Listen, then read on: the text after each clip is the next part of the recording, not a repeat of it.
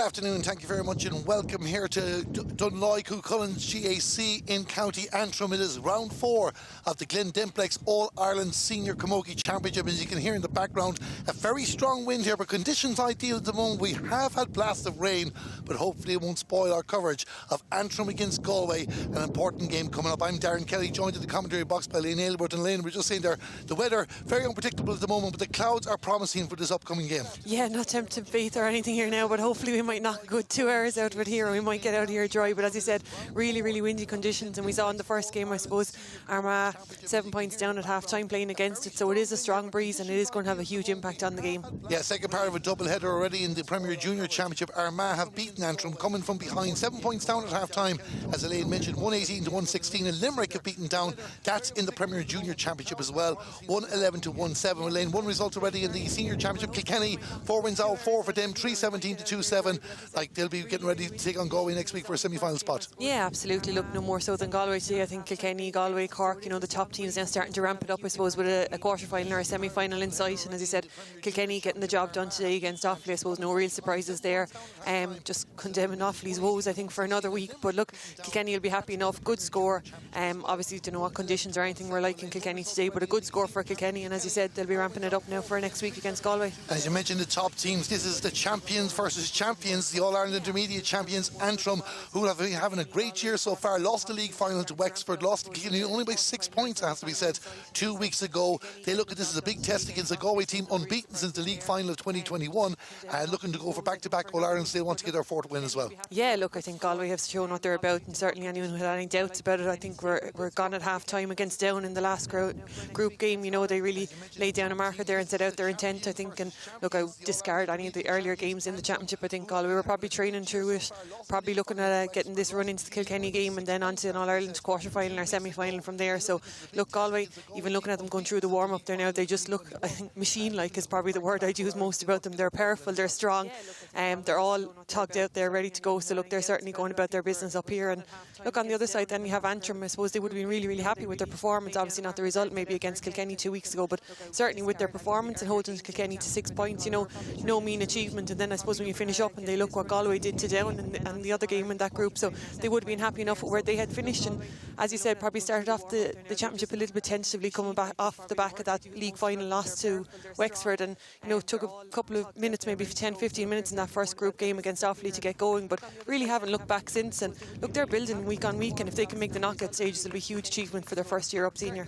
Yeah, well, indeed, of course, 4 points in the game so far, and you hear those claps in the background as the Antrim team are coming on the field of play. Now, based on the team we had this morning, it's a bit different from the programme as well, so we'll run through the Antrim team just now as they're getting themselves in position as well. In goal for them, where number 1 is Katrina Graham. Full back line of 2, Chloe Drain, 3, Niamh Donnelly and 4, Maria Lynn. The half back line, where number 5, the captain, Lucia McNaughton. We don't know if we expect her to play there. Centre back number 6 is Caoimhe Conlon, and 7, Katie Laverty. In midfield, where number 8, Colleen Patterson, number 9, Nicole O'Neill. The half forward line, 10, Amy Boyle, 11, Maeve Laverty, and 12 is Anya McGill. And the inside line, top of the right, number 13, Caoimhe Wright. Full forward, number 14, Roisin McCormick. And top of the left, were number 15, Catherine Dobbin. Yeah, look, as you said, that's the way they've been named on the programme here, but whether they line out in that formation or not will wait to be seen. You'd imagine Lucia McNaughton will be more used to being out around number 8 there, and Colleen Patterson back into the half-back line. And it'll be interesting to see where Roisin McCormick starts, I suppose, whether she starts at full forward on Sarah Dervin or whether she's given more of a roaming role. She's one of Antrim's top forwards, so they look to get her on as much ball, and I suppose a lot of that will depend on whether they're playing with her against the breeze in the first half. And as that breeze is going to be key as well, as we mentioned already, and of course the tricolour there blowing down to the left as we look at it here in the commentary box, it's worth an awful lot. Antrim will want to have it in the first half, but tactically you wonder how they line out. Amy Boyle, for example, no doubt will probably drop back as a 7th defender if they're against the wind in the first half. Interested to see if they still do that, should they have it. Yeah, exactly. And look, I think that'll depend whether they have it in the first half and how that first half goes. Look, from an Antrim point of view, you'd look maybe to play with that breeze in the first half, try and keep yourself in the game. The last thing you want is a situation like what happened down in Salt Hill last weekend, where you're fighting an uphill 20 plus points at half time, and it's very hard to come back from that. So I think, look, from an Antrim point of view, if you can play with that breeze in the first half, you win the toss, stay in the game till half time, reassess at half time, and then if they need to move players back, to try and keep it as competitive as possible in the second half. Interesting changes in the Galway team. 3 changes changes to their starting side. Shauna Healy doesn't start this game. Siobhan McGrath and Siobhan Gardner getting their first starts of the year for Galway as well. While also Emma Hellibert is named on the bench. We weren't expecting her back that quickly, but she's expected to see game time today. Yeah, you'd expect her to get some game time. Look, as I said, the championship now, the games are coming down to the final kind of couple of knockout games. So if there's someone who's going to get game time, today is the ideal game to try and get her back into championship pace, I suppose, ahead of maybe a bit of game time against Kilkenny next weekend, and then against that knockout fixture, be it the semi-final or quarter-final. So look, an ideal game for someone like Emma, maybe coming back from injury, to get in there. But Cathal is always, look, the league final showed how strong that bench Galway has and how strong the panel is. They probably have the strongest panel in the country at the moment, so if you can keep them all fit and keep them all injury free, you know, they're going to have a huge impact on the championship. I was just waving at Geraldine McGrath, was passing us here in the commentary box. Bad news coming out of Galway this week. Orla McGrath for the season. Yeah, look, you know, never want to see a player injured, especially a player at the calibre of Orla McGrath or any player, but to do a crucial again, I suppose it's a cruel blow on the back of what was a tough year for her injury wise in the last couple of years. So look, a huge blow for her and a huge blow for Galway, but you know, that's unfortunately, look, you see it in Kilkenny at the moment with Kellyanne Doyle and Aoife Doyle. So unfortunately it is an injury that occurs in Camogie players regularly enough, and unfortunately for Orla McGrath, she's the victim this time. And the other side with Antrim, of course, Maeve Kelly expected to be out for the year now. She probably won't play for Antrim this year, but positive news ahead of the club championship. Expected to be back in the field of play in about 6 or 7 weeks. Yeah, it would be brilliant to see. Obviously the inter-county championship is probably just going to come a bit too soon for her, and you know, won't see any game time in an Antrim jersey, but it would be great for her and for the club if she could get back with them. You know, the last thing you want to do is miss out an entire season, both club and county, so if she could get back to get some game time for the club, it'd be huge for her, and look, it would set her up, I suppose, to come into next year's inter-county championship. The referee for this game is John Dermody from Westmeath, out in the middle of the field at the moment. Antrim going through a huddle, Galway still going through their warm-up drill as well. I suppose the interesting dynamic, Elaine, is that Galway seniors and Antrim haven't played each other much, but of course Antrim have played the Galway intermediates regularly enough in recent years as well, between the National League and the All-Ireland Intermediate semi-final last year. So Cathal Murray will know an awful lot about Antrim, and Antrim will know an awful lot about Cathal Murray. Yeah, exactly. You know, I suppose, as you said, in different guises, Cathal would have come across them at the intermediate level, and you know, as you said, would be well aware of the danger players from Antrim and those that he needs to keep an eye on. And look, it'll be no surprise to Elaine Dowd and her management team that either what Cathal Murray will bring or what this Galway senior Camogie team will bring. So look, as you said, two managers very familiar with one another, and two sets of players familiar with one another again. Well, I was just looking at the coin toss there, and Sarah Dervin definitely won at the Galway captain. Now, I'm a bit confused what way she decided to go, because she pointed to the right, which is against the wind, and then the referee seemed to point to the left with the wind as well. So we just have to wait till throw in to see whether it's Galway that have the wind or not. But Galway definitely winning the coin toss too. If she did go against the wind, it'd be very, very interesting decision, because you'd imagine Galway want to put down a marker like they did against Down and Athenry. Yeah, look, and it is a massive breeze there. Look, we were looking at Sarah Healy's pockets in the warm-up there, and she was hitting nearly the end line at the far end. So, you know, it's a massive advantage. And as you said, I think if Galway have it, they'll want to do exactly what they did to Down 2 weeks ago and rack up a big score in the first half and try and get this game done and dusted, and then let Cathal Murray run the bench if he needs to in that second half. So, as I said, it'll be interesting to see who has won it and who is going to play in what direction. It's been a great atmosphere here today. We were here around the start of the Premier Junior match as well. The young children out at half time in that game, but there's more of them here that I think will be out. It's important for the promotion of Camogie as well, like, you know, to put these games together when we get the opportunity as well, and especially for promoting the game up in Antrim.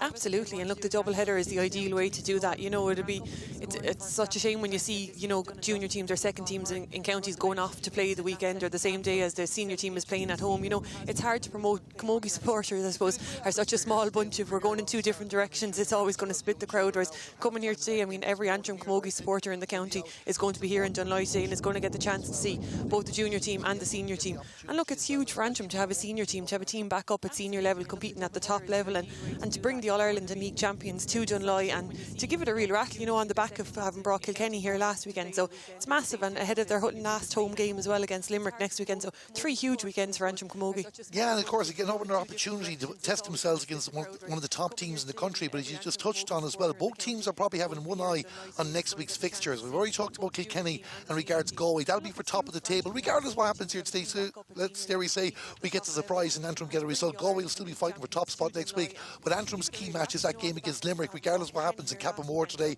Limerick and Down on the same time, 4 o'clock, we'll be keeping an eye on that.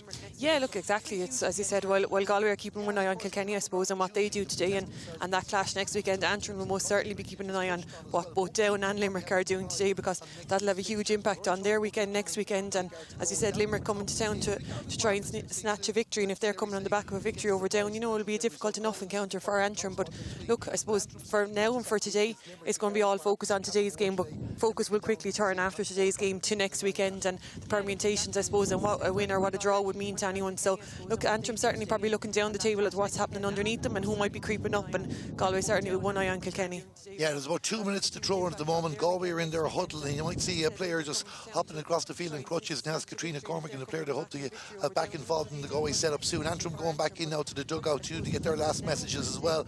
Big opportunity in this Group 2 table in the Glen Dimplex All-Ireland Senior Camogie Championship. Kilkenny now top with 12 points after their victory against Offaly earlier on. Galway have 9 points, but of course this game to come up as well. Antrim on 4 points, Limerick on 3, down on 1 point, Offaly on 0, and Offaly will be playing down next week, and they'll be hoping they still have an opportunity to avoid the relegation playoffs. That's in regards to that side of things, and it's going to be a massive weekend next weekend, Elaine, regardless, because we have the 3 games in Group 1 finishing. That's the group that we've already described in our coverage as the group that keeps on giving, plus there'll be an awful lot to sort out in this group. Yeah, look, it has been a brilliant championship across both groups. I know Group 1 probably has been that little bit more competitive, and that there's more teams still fighting for that second and third position. It's not as clear cut as maybe Kilkenny and Galway in this one, but certainly the 2 groups have been absolutely massive this year, and it's been great for the promotion of Camogie. Now we're just waiting there. I think we're going to be stopping now for Raw Naveen in just a moment. Antrim getting themselves in position. That's the group that we've already described in our coverage as the group that keeps on. No, we're going to be having a minute's silence as well. I just heard Damien Casey's name being mentioned too, but there's another person too, so we're having a minute's silence here before Raw Naveen. That there's more teams still fighting for that second and third position. It's not as clear cut as maybe Kilkenny and Galway in this one, but certainly the 2 groups have been absolutely massive this year, and it's been great for the promotion of Camogie. Now we're just waiting there. I think we're going to be stopping now for Raw Naveen in just a moment. Antrim getting themselves in position. No, we're going to be having a minute's silence as well. I just heard Damien Casey's name being mentioned too, but there's another person too, so we're having a minute's silence here before Raw Naveen.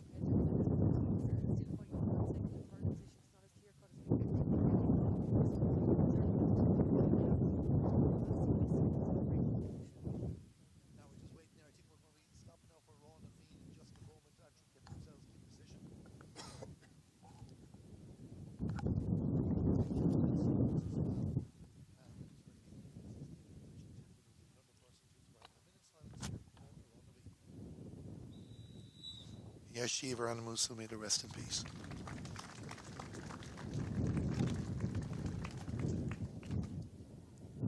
Now we have a Raw Naveen.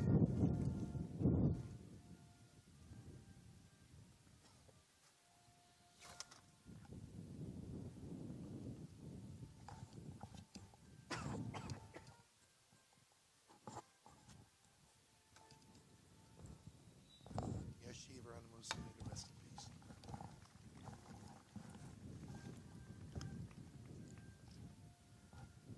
Now we have a Raw Naveen.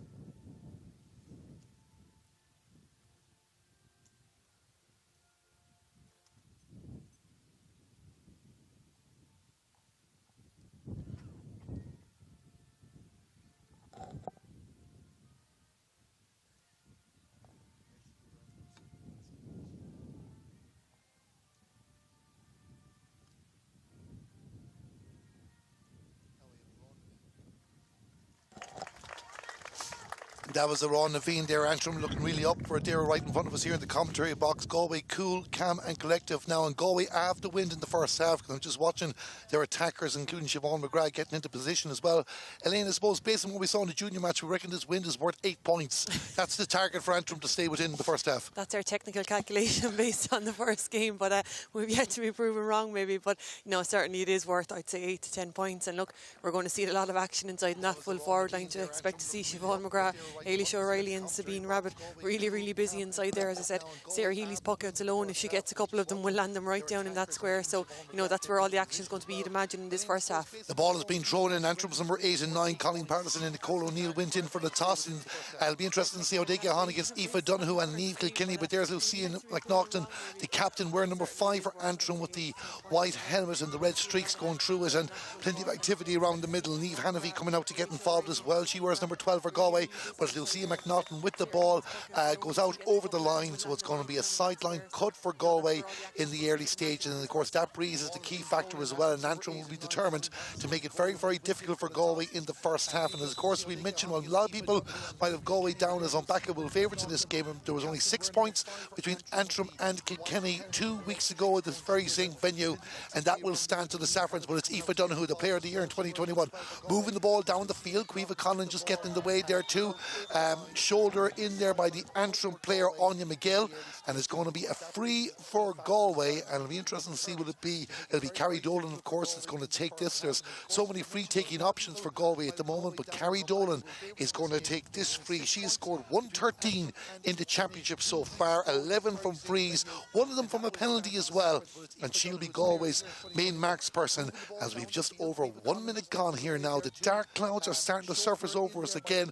Hopefully we don't get the blast of rain we were talking about earlier on. Carrie Dolan with the free. Will that ball come back inside? Not to be. First shot of the day is always forgiven. It goes wide, still 0-0. Yeah, and especially on a day like today, that breeze is really, really hard to judge. Under it's strong and it's blowing from right to left, but it's curling a little bit as well. So I suppose we'll give Carrie that one just to maybe judge it a little bit and try and get her aim in. It aimed for the far right post there, but it just never came back in for her. A puck-out strategy for Antrim will be interesting as Katrina Graham starts to play. Gets a good distance on it, near towards the 65-metre line. 2 Galway players there as well, not knowing where the ball is. Derva Higgins had to look around. Lucia McNaughton with it down the right flank as well, but you can see Sarah Dervin when she was running out. Anya McGill gets a touch on it there for Antrim, being marked by Siobhan Garner. Her first start this year, but Siobhan Garner has come off the bench in all 3 games. Anya McGill did well to send the ball across the field, looking for Catherine Dobbin, and we know how dangerous Catherine Dobbin is if she gets on the ball. Goes for a shot at the post, puts the ball over the bar. So Sarah Healy wasn't too sure what that was for a moment, but it goes over the bar. The first score of the game, it comes for Antrim. Yeah, and a super score from Catherine Dobbin. Did really, really well to leave that ball, beat herself and Rachel Hannafy in there, and when it did then got back onto her right hand side and dropped a nice one over, just dipped at the crossbar, and I know Sarah Healy was backpedaling quick on it. Sarah Healy's won 2 All-Ireland under-16 puck fodder titles, and you can already see how far she can get the ball down the field, but this went down to the 45-metre line, and I don't even think that's her strongest shot in her arsenal. Antrim in front at the start of the game. Lucia McNaughton on plenty of ball in the early stages, so is Anya McGill. Anya McGill going up against Derva Higgins, but the experience of Derva Higgins just working out in this occasion for Galway. She wins the ball, gives the pass off to Niamh Hannafy, but stepped out over the line in the process. It's going to be a sideline cut for Antrim, and no doubt the more Antrim put this up to Galway, especially in the early stages of the match, the crowd who will be behind them anyway will get more focally behind them. Nicole O'Neill, always a player that can do damage and the scoreboard as well. A couple of points in the championship so far. She's going to restart the play with this sideline cut, sending it down towards the inside 9. Antrim, very dangerous players in there, and of course Roisin McCormick, there's no more dangerous than her. She has the ball, sends the crossfield ball looking for Catherine Dobbin. Just too much venom on the shot at the moment. Aoife Donoghue is back to mark the territory and wins the ball for Galway, does the Mulla player of the year, and she moves down the field playing the advantages to referee. She gets towards the 65-metre line. Aoife Donoghue keeps going, good pass inside there for Rebecca Henley. It doesn't hold out for Rebecca Henley. Antrim do well to turn the ball over. Nicole O'Neill with the clearance down the field again, and Antrim going direct to Galway. We get Helene's thoughts on that at the moment. They're really putting it up to them. Sarah Dervin has twice now having to come out the field to get involved, gives it to Derva Higgins, and Heather Cooney back in the Galway jersey after missing out with a crucial injury in 2021 to Aoife Donoghue. Aoife Donoghue, a long ball in towards the attack, trying to find Ailish O'Reilly. Ailish O'Reilly, the 5-time All-Star, loses out on that occasion. Good work by Antrim, good work by Niamh Donnelly. She wins the free as well, and as I said, Elaine, Antrim putting it up to Galway. Certainly are, and they're not afraid to go at them. As you said, there's not too many, put a long high ball down on top of Sarah Dervin, but obviously Antrim confident enough in Roisin McCormick in on the edge of the square there, but they've worked the ball really, really clever at times when they've got up there. Roisin McCormick's last ball across had a little bit too much on it for Catherine Dobbin, but you can see what they're trying to do against the breeze is to try and keep that ball in play and try and spray it over and back. They have dangerous forwards, and they have forwards with pace and with speed, so they're just trying to get the most out of them. The referee just having a chat with someone. It must have been an incident afterwards or a challenge earlier on, but either way he was having a chat with Catherine Dobbin, and he did flash the card there as well, so a yellow card for Catherine Dobbin. I don't know if it was a challenge on Aoife Donoghue or something happened off the ball. I think it was the challenge on Aoife Donoghue going down the far sideline. I think he blew for and indicated for a high head challenge, so played the advantage at the time, and Galway went forward, but Rebecca Henley didn't maintain the ball in from Aoife Donoghue, but called the play back to give Catherine Dobbin that yellow card.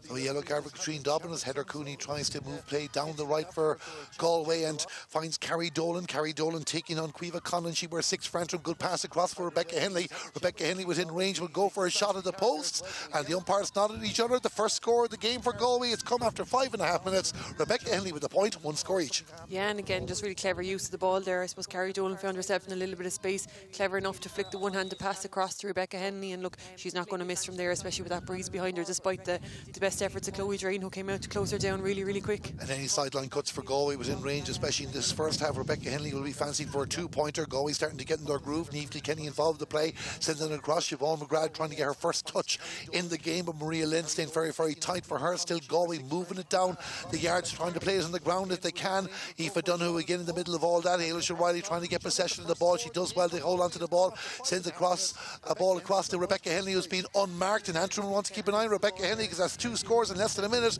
Galway in front by a point. Yeah, and it's exactly, I suppose, what Galway will want from Rebecca at centre forward, moving over and back across that half forward line and giving the options to the inside line, and that's exactly what she did there. And as you said, Antrim just a little bit slow to pick her up, and that shot went low and hard over the crossbar, but she certainly could have put something on it and put it under it as well. So she's a player that Antrim are nearly going to have to tighten up on.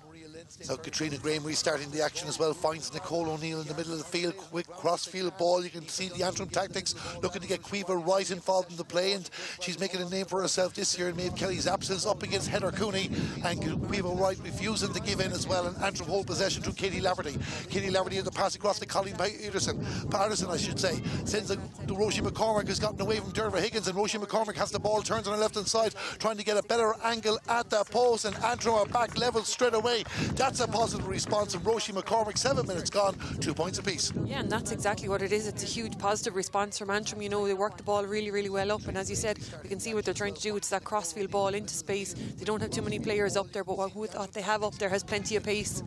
Long drive down towards the full forward line with the puck out as well. Ailish O'Reilly getting on it for Galway, but being keenly marked by Niamh Donnelly, though the Ormore Mary full forward has done well to get inside as a player outside her. That player is Sabina Rabbit. Sabina Rabbit gives it off to Siobhan McGrath, tries to hand passes. The referee spots the foul, going to be a free out for Antrim. Yeah, I think it was the drop trial from Siobhan McGrath. They're going back a couple of years to the rules there when she dropped that one and went to go hand pass it maybe into the goal, but good work from Galway there to work that across, and super work from Ailish O'Reilly across the end line, and all came from that long puck out from Sarah Healy. As you said, with that breeze behind her, she's going to hit that full forward line. Yeah, there's the old instincts there as well, the drop to her. Niamh Donnelly takes the free for Antrim, and Anya McGill just doesn't get the touch. A great battle between Anya McGill and Derva Higgins in the early stages, but Lucia McNaughton reads it well, wins the ball back for Antrim, sends it up the field, and again Antrim happy to go direct. Carrie Dolan takes it back for Galway. Nice little hook there by Katie Laverty on the occasion. Galway holding on to possession, back with our centre back for the day is Roisin Black. Roisin Black sending it down towards the corner. The ball looks like it's going to get away from Ailish O'Reilly. Hard to see from our vantage point, but looks like it's gone out wide. So, or is it? Yes, it's gone out to officially a wide. Yes, so it's going to be puck out for Antrim. Yeah, the umpire on the left hand post, I think, just going for the ball actually there, but yeah, just had too much on it there from a Galway point of view. But you can see even from a Galway point of view, playing with that breeze, any of the Antrim clearances they're holding in the air, and there's a couple of players running around maybe trying to see where it's exactly hanging over them, but certainly it is hanging, so it's a hard breeze to negotiate. I think the umpire was hoping that Ailish O'Reilly was going to go after that ball from her and bring it back, and if she couldn't keep it in play, she wasn't going to go and give it back to the umpire for a quick Antrim puck out. So I'd say there'll be a few slitters going down to the goal there, and indeed as soon as I say it there, one of the Antrim mentors get a few slitters down, because of course in Camogie now as well, you can restart play straight away from a wide. You don't have to wait for a whistle, and of course Antrim could not do it on that occasion. The ball goes out over the line. Going to be a sideline cut here in front. Siobhan Gardner was thinking about taking it, but leaves it for her Ardran clubmate Rebecca Henley, and this is the first opportunity for Rebecca to potentially go for a 2-pointer. The clock says 9 minutes and 24 seconds. Rebecca Henley has already gotten a sideline cut in this year's championship. She got one against Down the last day. Of course, her famous getting 2 against Cork 2 years ago. What would she do with this? Hits it towards the goal, but doesn't look like it's going to carry in the direction of a score. But Niamh Hanafy might keep it in play for Galway, surrounded by 3 Antrim defenders battling for possession of the ball. But Niamh Hanafy has done well to take the ball, gets in towards goal, tries, and a good block there by the goalkeeper Katrina Graham, getting in the way, goes out for a 45. Dangerous there from Galway. Yeah, it was, and again it worked in along the end line on that occasion. It was Niamh Hanafy worked it in along the end line, and as you said, brave goalkeeping from Katrina Graham came out off her line, made herself big, blocked the shot, and instead it out for a 45. But Antrim really holding out, I suppose, in that full back line and the goalie there for the last couple of minutes, so they'll be anxious not to concede a goal if they can. Yeah, it'll be very important as well, because the first 10 minutes they'll be happy with it, but a long way to go to half time, and that's as far as they'll be thinking at the moment. Carrie Dolan looking for her score, goes for a shot at the post, and that ball has gone over the bar. The 45 counts, 10 and a half minutes gone. Galway in front, 3 points to 2. Yeah, much more straightforward one there for Carrie from her first free, rather than her first free straight in front of the goal. And as I said, with that breeze behind her, made no mistake about it. And look, it's probably just reward for Galway for the amount of possession they've had down there and the amount of ball they've had.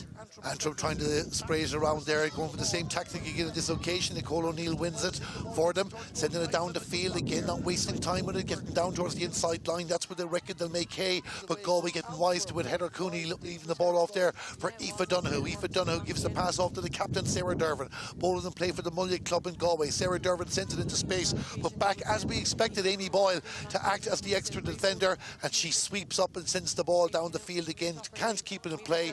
It's going to be a sideline cut for Galway, and it's going to be taken by Aoife Donoghue inside her own 65-metre line to restart the action as well, and 1 point between the teams. So Aoife Donoghue getting ready to take the sideline cut and gets a good bit of distance on it. Might find Niamh Hanafy. It does find Niamh Hanafy. She plays the ball down, hoping to find Siobhan McGrath just a bit away from her, and Chloe Drain will take this for Antrim. Well, I thought she'd take it. She does have it, but she needs to get it out past the 20-metre line. Galway putting the pressure on as well, trying to overturn possession, and Siobhan McGrath has the ball, gives it to Sabina Rabbit. Sabina Rabbit, the daughter of Joe, goes for a shot at the post, and she puts the ball over the bar. A score Antrim should not have conceded, but Galway do get 4 points to 2. Yeah, you know, Antrim will be disappointed. Chloe had that ball under control coming out, and credit to Galway, you know, the full forward line put huge pressure on her, turned it over, and then Siobhan McGrath with the little pop pass to Sabrina Rabbit, and you know, she dropped the shoulder, went to go head forward and rolled back then and got a score and got a lovely point for herself. Sabina Rabbit breaking into the Galway team this year has already scored 1-3 in the three previous championship games, and now as that makes it 1-4 for the championship so far. Nicole O'Neill just been isolated a bit at the moment as Derva Higgins pushes up. Niamh Hanafy has the ball as well. Lucia McNaughton again getting in the way, trying to spoil the attack for Galway. Sabina Rabbit down the left as well. Well, no, she doesn't have the ball. She has it now from Rebecca Henley. Sabina Rabbit's on the run towards the goal as well. Gives a hand pass inside to Ailish O'Reilly, just overhit on that occasion. Referee spots a foul. Free out for Antrim. Yeah, just as you said, the hand pass released by Sabrina Rabbit, I was thinking to myself, was it a hand pass? And I think John Darmody was of the same opinion. It was an over-the-top pass, and I'm not sure there was a clear strike in action there. So, but as you said, Sabrina Rabbit started really, really well there on Chloe Drain. Niamh Donnelly takes the free for Antrim, gets it out towards the 65-metre line, but Aoife Donoghue wins the race for the ball ahead of Katie Laverty, and Aoife Donoghue going to go for a shot at the post. That one goes to the right and wide, third wide off the game for Galway, but Antrim starting to cough up a few chances. Yeah, look, I suppose just a little bit careless maybe with some of the clearances, and that's obviously down to the breeze that they're facing into their pockets. Probably not making the same distance now, and Galway have pushed up on them there, and they're into the Galway half-forward line, so, you know, starting to beat Antrim back from there. Katrina Grain gets the ball down towards the 65-metre line. Katie Laverty with possession now into space in the direction of Katrine Dobbin. Katrine Dobbin going up against Rachel Hanafy, another player breaking into the Galway team this year, and gets the nod ahead of Shauna Healy today. Sarah Dervin sells the dummy to Roisin McCormick, wins the ball back to the 7-time All-Star and gives it out to the goalkeeper Sarah Healy out the field for Aoife Donoghue. And again, what looks a simple pass is just the speed of the ball on the way and goes so quickly. Aoife Donoghue needed a second goal to get that. Amy Boyle back there trying to sweep it up, but it's Ailish O'Reilly with the ball for Galway, moving towards the goal. This is an opportunity for Maroon and White. She gets in her save from Katrina Graham, and Katrina Graham gets the body in the way. It's going to be a free out for Antrim again. Galway getting closer and closer to the goal, but it remains 4 points to 2. Yeah, and again that came straight from Sarah Healy back at the Galway goal. You know, a ball I suppose that Antrim hit in maybe 50-50 in favour of Sarah Dervin, and there's not too many of those. She doesn't win. Won it ahead of Roisin McCormick, popped it back to Sarah Healy, found Aoife Donoghue in the middle of the field, and look, that sets up a Galway attack time and time again. And you know, credit again to Katrina Graham, and the Antrim goal came out fast and stood strong on Ailish O'Reilly there and blocked the shot. Ailish O'Reilly has picked up a yellow card for her part and all that anyway, so it's one yellow card each in the game so far. We've played 14 and a half minutes here in Dunloy in the Glen Dimplex All-Ireland Senior Camogie Championship. Galway 4 points, Antrim 2. Galway starting to really stamp their authority on the game, but not putting the scores on the board at the moment, and Antrim will be very, very happy where they are in the scoreboard. I think it's Katrina Graham receiving some attention there at the moment, so we're just having a hold up and play, but she's getting her hurl, getting herself back in position. She's good to go, and she's done well so far. Yeah, she has. You know, she's been called on twice there, I suppose, and has had a lot of restart, so her bucket's probably not making the distance they were making initially there, but you know, it's a tough breeze to be bucking into, so Antrim may have to look at working something short maybe, but credit to Galway, as I said, they've pushed up on the ball and there's very few options for her but to go long. We're being told the game in Camogie in the senior championship at the moment, Down have taken a nearly 2-point lead. It's Down 2 points, Limerick no score. Down need to get victory in that game to stay in the championship and keep their quarter-final hopes alive. Antrim currently third in the Group 2 table. The top 3 teams qualify, Galway in second, but it will go back joint first if they win this game. Aoife Donoghue with the ball on the 45-metre line, allowed a bit of space, but Lucia McNaughton again with the hook, didn't bring the ball with her. Aoife Donoghue back to Rebecca Henley. Their Antrim supporters are calling for a throw. The referee was happy there was a legitimate pass. All of a sudden there's an overlap of players here. Niamh Hanavy to Ailish O'Reilly. Ailish O'Reilly with the shot, and Ailish O'Reilly puts the ball over the bar, but Antrim were exposed again, 5 points to 2. Yeah, they certainly were, and I think there was probably a goal on, you know, if Rebecca Henley had caught that one first time or had remained control of it, I suppose, but between herself and Aisha O'Reilly eventually took the point, and as I said, just maybe starting to stretch Antrim at the back now, and you feel like Antrim really need to tighten up or they're going to concede a goal before half time. That's the one thing that's the target for them, to keep it out again. Nicole O'Neill is the target, but Siobhan Gardner gets in the way there, does enough to hold possession. Roisin Black gets involved, she wins the free in the middle of the field. Rebecca Henley, well, we were just looking to see, but Carrie Dolan is running over to the ball. Rebecca Henley was making a move there too. I thought between the two 65-metre lines that might have been considered, but Carrie Dolan fancies the goal. The angles are very, very good, slightly left of the post, right halfway out the field with the wind in her back. Carrie Dolan looking for a second score of the game. Nearly 17 minutes gone here, and taking her time as the player from Clarenbridge.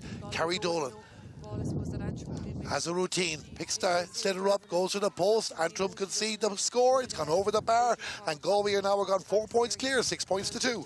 Yeah, and that had plenty to spare on it as well, so you'd imagine now anything from kind of her own 65 up is going to be within Carrie Dolan's range, and anything other than that, you'd imagine Sarah Healy could come from the goal, so certainly Antrim need to cut down now on the scoring opportunities from frees that they're given to Galway. Katrina Graham finds a teammate now with the puck out inside the 65-metre line. They have tried to move it around. Anya McGill hasn't had the ball in a while. When she gets the ball, she's dangerous. Anya McGill on the run for Antrim here. It's open up here. She might go for the shot herself. She goes, takes the point. She might have thought about something more, but a wise move. Puts the ball over the bar. A dangerous young player. What an absolute turn of pace in the middle of the field. Caught that ball ahead of Aoife Donoghue, and there's not too many would leave Aoife Donoghue in their wake, but she certainly did, and credit to Derval Higgins, she tried to get back across from wing back, but she couldn't make any distance on it, and as you said, Anya McGill went all the way, got in her shot, and could certainly have been looking at the goal from there. Antrim have another opportunity because Galway give the ball away from the puck out. Roisin McCormick didn't get it. I don't know if she went for the shot or not, but Katrine Dobbin gets inside Sarah Dervan, and all of a sudden an opportunity for Antrim. A save! I think it was a save. It was hard to tell from our angle there,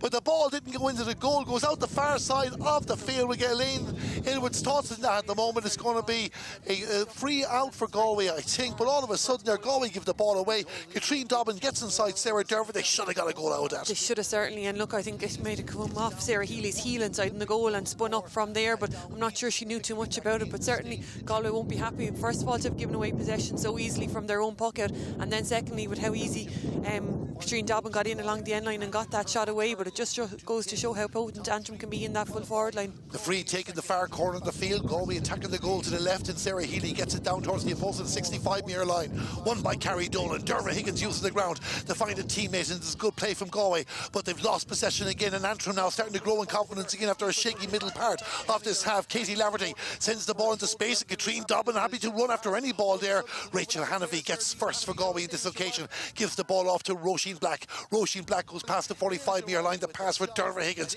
the young breed of Galway players that are breaking into the side in the last couple of years, on the move, but only as far as the Antrim 45, and it's won back by their number 11, Maeve Laverty, and the referee has the ball gone out over the line, the far side of the field, off an Antrim stick.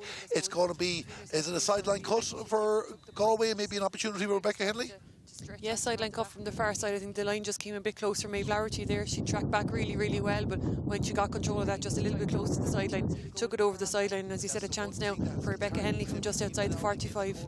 So this is an opportunity for a two-pointer. You just, anytime Rebecca Henley gets the ball within range, you're expecting it. She didn't go for it, tries to get the pass off for Carrie Dolan. Carrie Dolan gets in a better angle, will go for a shot at the post. The umpires like it, the ball has gone over the bar, they get one out of it. 20 minutes gone, it's 7 points to Galway, 3 points to Antrim. Yeah, and look, Antrim are making Galway work hard, I suppose, for any opportunities that they are getting, but the difference is, I suppose, when they're getting them up there, they are getting them. But credit to Antrim, you know, they've responded each and every time, and look, they look for a score now to try and counteract that one at the far side.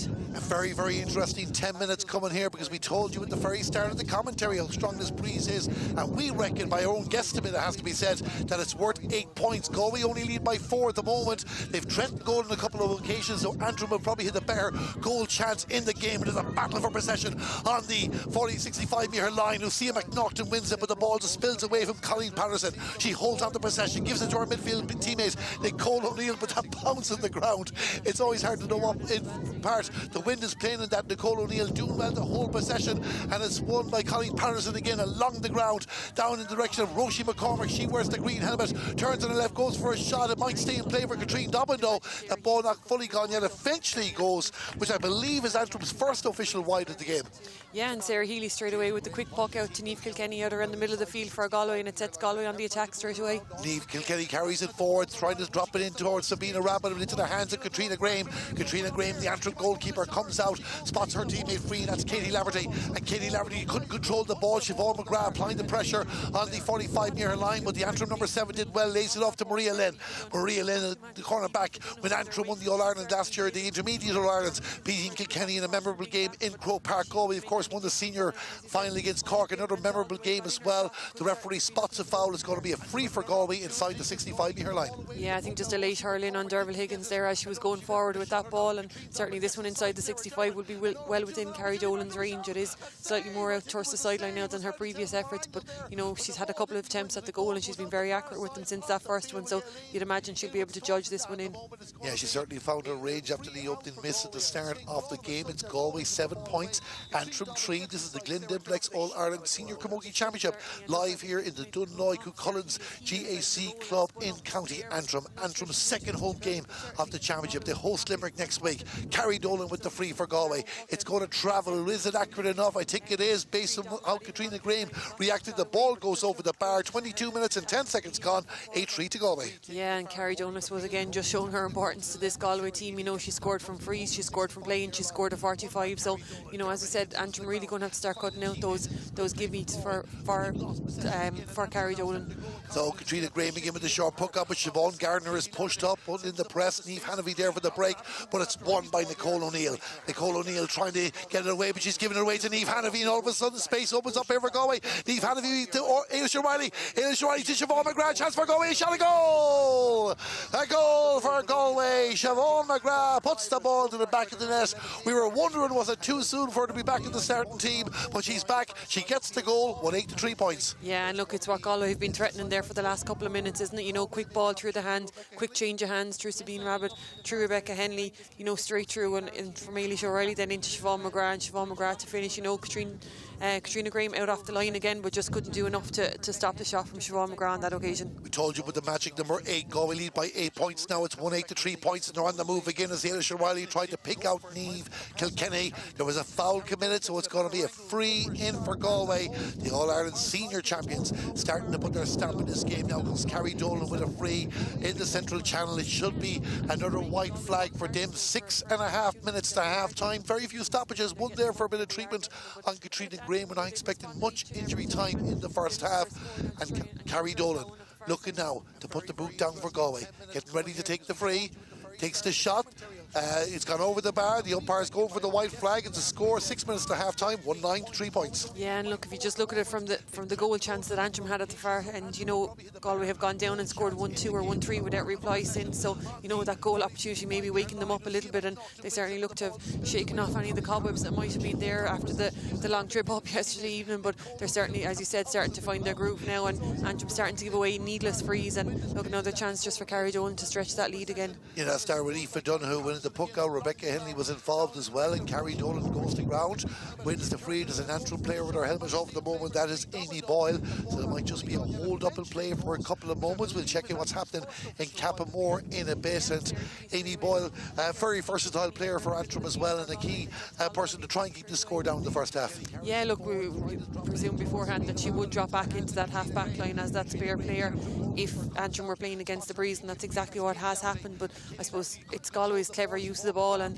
as I said, direct ball into that full forward line and able to work it quick between the hands inside there, that's really causing the upset. So bypassing Amy Boyle with a lot of what's going in there, and you know, it's very hard then for her to play as that spare player if she's backtracking the whole time to try and, you know, counteract the full forward line from Galway. I'm not too sure how strong the breeze is in Camogie. You probably can hear in the background it's very strong here. Down lead Limerick by 7 points to 1, but Down do have the win in the first half. Yeah, and as you said, look, it's very strong here. It's been breezy all over the country, so you'd imagine if the breeze is there, it's strong. Whether it's a 6-point breeze or not, we can't judge it from here. But you look, Down will be happy to go in at half time. We know the battling qualities Limerick have. They brought them the last day against Offaly, so you know, expect a huge second half there. Carrie Dolan getting ready to take this free, 4.5 minutes to half time. She hasn't missed anything since the first one, and that one I think has gone wide on that occasion. So the fourth wide of the game for Galway. They remain 9 points ahead. Yeah, look, Carrie will probably be a little bit disappointed with that one. It was probably one of the more easier ones that she's had a shot at in that first half. But you know, a let off for Antrim, and they really need to respond now before half time and maybe try and close that gap, or certainly just consolidate at the back and try not to concede anymore. It's winning their puck outs as Keegan's goal. We've overturned another one. Derva Higgins tried to send it down in the direction of Rebecca Henley. She got there in the end. Rebecca Henley with the shot for Galway puts the ball over the bar, and now it's 110 to 3 points. Yeah, and as I said, look, it's the puck outs for Antrim really. You know, Galway have really pushed up on them. Their half back line is nearly up on them, and Antrim just not being able to get out of their own half of the field at the moment. And look, when you have forwards of the calibre of Rebecca Henley in there, not to talk of that full forward line, you know exactly what's going to happen if you can't get the ball out of your own half of the field. Well, unfortunately, the rain is starting to hit here again in Dunloy too, and we're busy sheltered where we are beside our crew from Performance Sports, who this commentary is coming in association with themselves and Entry. Galway 110, Antrim 3 points, and certainly for Antrim they'll want this rain to be gone for the second half, because they do have that wind and are still very much in the game. But Galway will just keep on doing the business. Rebecca Henley with a sideline cut. It goes up to Sabina Rabbit. Sabina Rabbit, I guess, hooked the first time from Chloe Drain. She wins it the second time. There's umbrellas blocking our view at the moment. Myself and Elaine might be doing a bit of a dance here to keep an eye on proceedings. But Rebecca Henley down the far side of the field wins the race ahead of Katie Laverty, and the ball goes out over the line. Going to be a goal, well, a quick sideline cut. Well, the referee, John Dermody from Westmeath, he wasn't ready for that, so we're going to have the sideline cut for Galway inside the 20-metre line. There definitely won't be, well, I'd be very surprised if there's any 2-point attempts at this. The angle is not quite there. Galway wanted to take a quick one. They might do it again. Rebecca Henley sending it in the direction of Niamh Hanafy. It just doesn't get there at the moment, and it looks like Lucia McNaughton is it with the race out there. Indeed, it is herself bringing the ball out towards the 45-metre line. Amy Boyle was the player in question. I should have mentioned Nicole O'Neill back involved in the action. The ball goes out over the line right in front of us here, and it's going to be a sideline cut for Antrim, going to be taken by Nicole O'Neill. Lucia McNaughton is there as well, and the captain will take proceedings as well into her own hands on the 45-metre line. Just over 2 minutes to go to half time here in Dunloy. Galway 110, Antrim 3 points. The sideline breaks its way down towards the 65-metre line where Maeve Laverty was waiting for possession. Galway win the ball back. Eva Donoghue sending it down towards the corner, looking for Siobhan McGrath to come out on the ball, and Siobhan McGrath has the ball, turns on her left hand side, goes for a shot at the post. The umpire goes with the white flag. An excellent score from Siobhan McGrath, 111 to 3 points. Yeah, and that full forward line can just do no wrong at the minute in there. You know, they're getting enough ball, and the calibre of the players that are in there, they're well able to take the scores. And I was fortunate from an Antrim point of view that McGrath didn't spot the run of Niamh Hanafy on that occasion. She was free on the left hand post down there, and if McGrath had put that ball into her, you know, there could certainly have been something bigger on. Andrew, we start to play with the puck out down the middle of the field, and they just need to hold on to possession, try and get another score or two before half time. They trail by 11 points, and here comes Anya McGill, and anytime Anya McGill has the ball, Antrim, good things need to happen for Antrim. There she goes again, Siobhan Gardner chasing after her, but Anya McGill with the ball out on the right, goes for a shot at the post, puts the ball over the bar. We've talked about Antrim missing Maeve Kelly for this season, but with Anya McGill, imagine when the two of them get together in the field next year. Yeah, you know, you spoke about Roisin Black and Siobhan Gardner getting back. I think she had the entire half back line from Galway chasing her down there, and again left them all in her wake, and when she gets out into that space then shows she's well able to put the ball over the bar, and second point for her. Galway 111, Antrim 4 points. Siobhan McGrath sending the ball in the direction of Niamh Kilkenny. Even Dunham might have it on that occasion. Niamh Kilkenny's moved inside, and a battle on the Antrim full back line at the moment as players get back, and Antrim have overturned the ball. Amy Boyle in the middle of all that, and the referee has blown the whistle. Spots a foul conceded by Galway. It's going to be a free out for Antrim, as some supporters are running to their cars to get away from the breeze here. We'll stay brave and stay out with the action. Elaine has brought the umbrella. Galway Curls, I hope she doesn't mind me saying that as well. I don't care what colour the umbrella is at the minute, Darren. An umbrella is an umbrella, but a share similar to what we had just before the junior game there in the first game. I think there's actually bits of hail in this shower, and it's certainly not favourable conditions for playing Camogie out there, and I don't fancy Katrina Graham's efforts to try and get this one out against that storm. No, most certainly not. I just have to say very much thanks to our cameraman Danny here, who's sheltering me where my position at the moment. Katrina Graham with the puck out, gets it towards the 65-yard line. What can Antrim do with this before half time? They have the win in the second half. They won't want hailstones as well. Crossfield ball here right in front of us, and it's very, very difficult to see. Hopefully you can watch that, because Anya, the two number 12s against each other. Anya McGill with the ground. Eve Hanavy wins the ball back for Galway. Derva Higgins down the left to Sabina Rabbit, and Sabina Rabbit gets away from Chloe Drain. Opportunity here for Galway. Rebecca Henley outside her. This is a big chance for a second goal. We're going. A hook from Niamh Donnelly. What a hook from Niamh Donnelly to deny Rebecca Henley. Rebecca Henley has got the ground with an injury. Ailish O'Reilly takes the shot, puts the ball over the bar. It is a score for Galway. Concern for Rebecca Henley, though. Yeah, absolutely. And look, you kind of hope that maybe she has taken maybe a knock to the knee rather than anything else. It's certainly her left knee she's gone down holding, so you know that is a worrying for her. And as I said, look, you'd hope it was a knock she got maybe and a bit of a dead leg, or a bit of a late slap maybe on the knee, just to that it's nothing more than that. But the medical team quick into her there, but you know, an opportunity I suppose missed maybe from a Galway point of view, but credit Niamh Donnelly, as you said, got back and made a super block. That was a fantastic block, we have to say, as well. And definitely one worth seeing clips on social media later on. Niamh Donnelly stopping what was an almost certain second goal, but now the concern is for Rebecca Henley, the most decorated Galway Camogie player in history. If you look at what she's won at under 16, minor, intermediate and senior, 8 All-Ireland titles, and I'm sure I'm doing her an injustice. I'm probably leaving 1 or 2 out as well, as represented her club, Ardrahan, in 2 All-Ireland finals in Croke Park. But hopefully now that she is okay, but she looks in a bit of distress, and we're just having a quick look around to the dugouts. The Galway dugout is the far side of the field. No activity as yet. There is one player getting organised, so this could be the end of Rebecca Henley's afternoon, and it's a real pity for her, Elaine, if this is the case, because as all the good things Rebecca Henley has done, especially in recent years, she's always struggled to establish herself in the Galway starting team on a regular basis as well, and performance has been good this year. It was good in the league, the second highest scorer as well, and you'd be concerned for her going forward in the championship. Yeah, absolutely. As you said, look, she's a name that it's fresh on everyone's lips, and everyone always knows the name Rebecca Henley, I suppose, and speaks about her. But as you said, has often struggled to maybe just nail down a full-time starting place on that Galway team, and I suppose that's just a sign of the embarrassment of riches that's in Galway at the moment. You know, there's a superb talent of forwards there, and she doesn't always maybe get that starting place, but as you said, has really established herself this year and has really grown into it, and a real leader on that Galway team up front, and as you said, has already contributed 3 points today. So, you know, not just a leader, but also a really contributing scorer up there, and a huge part of what's been good about Galway so far in this championship. Yeah, Catherine Fennerty has come on the field to play. I don't know if she's go back off again or not, but she wears number 23, so it looks like that she will be coming on for Rebecca Henley. But we're going to have a hold up and play for a few minutes. John Dermody, the referee, coming up to have a word with the linesman. He might be indicating that at time. We've already played nearly 3.5 minutes of added time, but we're still going to have to play a bit more before the break here, and this is a real blow for Galway, because definitely this looks like an injury that's going to take a bit of time to deal with as well. And Elaine, this looks like we'll have to ride this out. Thankfully the rain is starting to go away though. Yeah, look, as you said, John Darmody has consulted with his umpires and with the linesman on this occasion. As I said, whether it's to do with additional time or whether it's to do with maybe that we're going to have a hold up and play. But as you said, Rebecca's still down on the ground there, and it looks like it's going to take a little bit of time maybe to get her off the field. Yeah, look, she's starting to pick herself up, which is very, very encouraging anyway. But looks like her afternoon is over. I'm keeping an eye out for Catherine Fennerty to see if she's still on the field to play. But Rebecca Henley's afternoon is over in this game.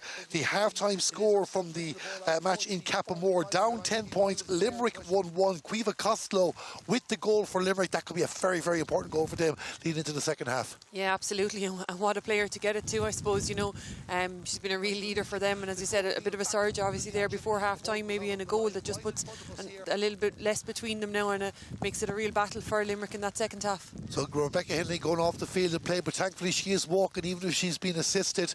It's Galway 1-12, Antrim 4 points, and Antrim will restart start the action, and I can't remember how much time Rebecca was down there. I'd imagine we have another minute or two to play in the first half. Katrina Graham restarting the action for Antrim, gets it down towards the 65-metre line, and hurls going up everywhere, but it's Roisin McCormick back to help out. The referee's blown the whistle. Foul committed by Dermot Higgins, and it's going to be a free for Antrim. And he's going to hop it. I think a little bit of retaliation there from Roisin McCormick into Rachel Hanafy's face, and I think the referee quick on the spot to see it and quick to turn over the decision and give a hot ball instead. That's something Antrim can now afford to be doing. Lucy McNaughton is there trying to hold on to possession. The ball has gone out over the line, and it's going to be a sideline cut for Galway. It's the first time I stood in the commentary box where a car has driven right past us, but it is a sideline cut for Galway, and it's going to be taken. Rachel Hanafy is pushed up the field as well. And she's again, we talked about the versatility of Amy Boyle. Rachel Hanafy broke into the Galway team this year as a midfielder, played in the half back line, and now was the starting corner back today. Crossfield ball down the direction. Siobhan McGrath up against Maria Lynn. Siobhan McGrath has Aoife Donoghue outside her for support, gives the pass off to Aoife Donoghue. Aoife Donoghue will try and turn inside, loves to take on the opposing defender, tries to get the ball off, but takes too many steps. Says the referee it's going to be a free out. How dare I say the wet rain was starting to go away, because my notes have been completely destroyed here at the moment, and we're doing this in memory. There's no saving people or notes or anything. I think with the crowd is going to be well gone before we're still standing here. It is absolutely monsoon-like conditions, and credit to both sets of players to be able to even hold on to the ball in those conditions. Antrim are on the move here. Can they get something before half-time? The ball dropped in for Katrina Dobbin. Katrina Dobbin has it now. Just didn't get the purchase and the shot that she wanted into the hands of Sarah Healy. Sarah Healy sending out the referee, thankfully for everybody concerned, has blown the half-time whistle after 6.5 minutes. Galway 112, Antrim 4 points. Elena, normally asking to sum up the first half. You can do that before the second half starts. We will go and take a break here. Come back to us in about 10 minutes time. Hopefully the picture is much better, but the half-time score here, Galway in front by 11 points, but Antrim do have the win. It's Galway 112, Antrim 4 points. Some supporters are running to their cars to get away from the breeze here. We'll stay brave and stay out of the action. The rain has brought the umbrella and Galway cars out. Just about to say that. I don't care what colour the umbrella is. An umbrella is an umbrella, but a share similar to what we had just before the junior game there in the first game. I think there's actually bits of hail in this share, and it's certainly not favourable conditions for playing Camogie out there, and I don't fancy Katrina Graham's efforts to try and get this one out against that storm. No, most certainly not. I just have to say very thanks to our cameraman Danny here, who's sheltering me where my position at the moment. Katrina Graham with the puck out, gets it towards the 65-yard line. What can Antrim do with this before half-time? They have the win in the second half. The whole hailstones as well. Crossfield ball here right in front of us, and it's very, very difficult to see. Hopefully you can watch that, because Anya, the two number 12s against each other. Anya McGill with the ground. Eve Hanafy wins the ball back for Galway. Dermot Higgins down the left to Sabina Rabbit, and Sabina Rabbit gets away from Chloe Drain. Opportunity here for Galway. Rebecca Henley outside her. This is a big chance for a second goal. We're going. A hug from Niamh Donnelly. What a hug from Niamh Donnelly to deny Rebecca Henley. Rebecca Henley has got the ground with an injury. Ailish O'Reilly takes the shot, puts the ball over the bar. It is a score for Galway. Concern for Rebecca Henley though. Yeah, absolutely. And look, you kind of hope that maybe she has taken maybe a knock to the knee rather than anything else. It's certainly her left knee she's gone down holding, so you know that is a worry for her. And as I said, look, you'd hope it was a knock. She got maybe a bit of a dead leg or a bit of a late slap maybe on the knee, just to, that it's nothing more than that. But the medical team quick into her there. But you know, an opportunity I suppose missed maybe from a Galway point of view. But credit Niamh Donnelly, as I say, got back and made a super block. That was a fantastic block, we have to say as well, and definitely one. We're seeing clips on social media later on. Niamh Donnelly stopping what was an almost certain second goal, but now the concern is for Rebecca Henley, the most decorated Galway Camogie player in history, because what she's won at under 16, minor, intermediate and senior, 8 All-Ireland titles, and I'm sure I'm doing her injustice. I'm probably leaving 1 or 2 out as well, as representing her club, Ardran, in 2 All-Ireland finals in Croke Park. But hopefully now that she is okay, but she looks in a bit of distress. We just have to look around to the dugouts. The Galway dugout is the far side of the field. No activity as yet. There is one player getting organised, so this could be the end of Rebecca Henley's afternoon, and it's a real pity for her late if this is the case, because as all the good things Rebecca Henley has done, especially in recent years, she's always struggled to establish herself in a Galway starting team on a regular basis as well. And form has been good this year. It was good in the league, the second highest score as well, and you'd be concerned for a good form championship. Yeah, absolutely. As I said, look, she's a name that's fresh on everyone's lips, and everyone always knows the name Rebecca. Rebecca Henley, I suppose, and speaks about it, but as you said, has often struggled to maybe just nail down a full-time starting place on that Galway team, and I suppose that's just a sign of the embarrassment of riches that's in Galway at the moment. You know, there's a superb talent of forwards there, and she doesn't always maybe get that starting place, but as I said, has really established herself this year and has really grown into it, and a real leader on that Galway team up front, and as I said, has already contributed 3 points today, so you know, not just a leader but also a really contributing scorer up there, and a huge part of what's been good about Galway so far in this championship. Catherine Fennerty has come on the field to play. I don't know if she'll go back off again or not, but she wears number 23, so it looks like that she will be coming on for Rebecca Henley, but we're going to have a hold up and play for a few minutes. John Dermody, the referee, come up to have a word with the linesman. He might be indicating at a time. We've already played nearly 3.5 minutes of added time, but we're still going to have to play a bit more before the break here, and this is a real blow for Galway, because definitely this looks like an injury that's going to take a bit of time to deal with as well, and Elaine, this looks like we'll have to ride this out. Thankfully the rain is starting to go away now.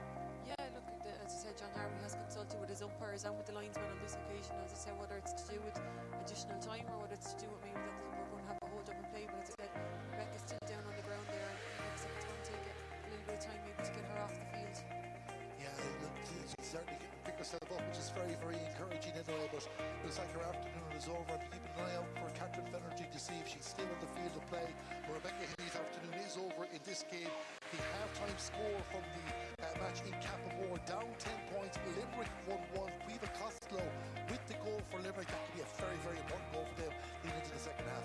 Yeah, absolutely, and what a player to get it to, I suppose, you know. She's been a real leader for them, and as you said, a bit of a surge obviously there before half-time, maybe in the goal that just puts a little bit less between them now, and it makes it a real battle for Limerick in that second half. So Rebecca Henley going off the field and play, but thankfully she is walking even if she's been assisted. It's Galway 1-12, Antrim 4 points, and Antrim will start the action, and I can't remember how much time Rebecca was down there. I imagine we've another minute or two to play in the first half. Katrina Graham restarting the action for Antrim, gets it down towards the 65-metre line, and hurls going up everywhere, but it's Woshi McCormick back to help out, and the referee's blown the whistle. Foul committed by Dermot Higgins, and it's going to be a free for Antrim, and it's going to hop, but I think a little bit of retaliation there from Roisin McCormack into Rachel Hanafy's face, and I think the referee quick on the spot to see it and quick to turn over the decision and give a hot ball instead. That's something Antrim cannot afford to be doing. You'll see McNaughton is there trying to hold on to possession. The ball has gone out over the line, and it's going to be a sideline cut for Galway. It's the first time I stood in the commentary box where a car is driven past us, but it is a sideline cut for Galway, and it's going to be taken. Rachel Hanafy is pushed up the field as well. She's again, we talked about the versatility of Amy Boyle. Rachel Hanafy broke into the Galway team this year as a midfielder, played the half-back line, and now is the starting cornerback today.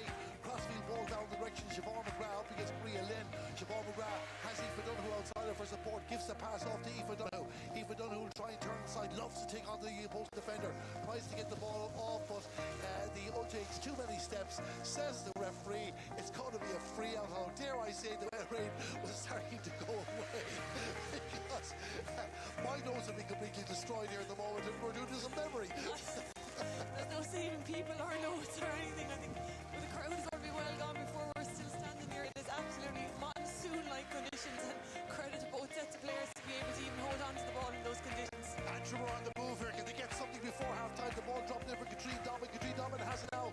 Just didn't get the purchase and the shot that she wanted into the hands of Sarah Healy. Sarah Healy sending out the referee, thankfully very concerned, has blown the half-time whistle after 6.5 minutes. Galway 1-12, Antrim 4 points. Elena, normally asking to sum up the first half. You can do that before the second half starts. We will go.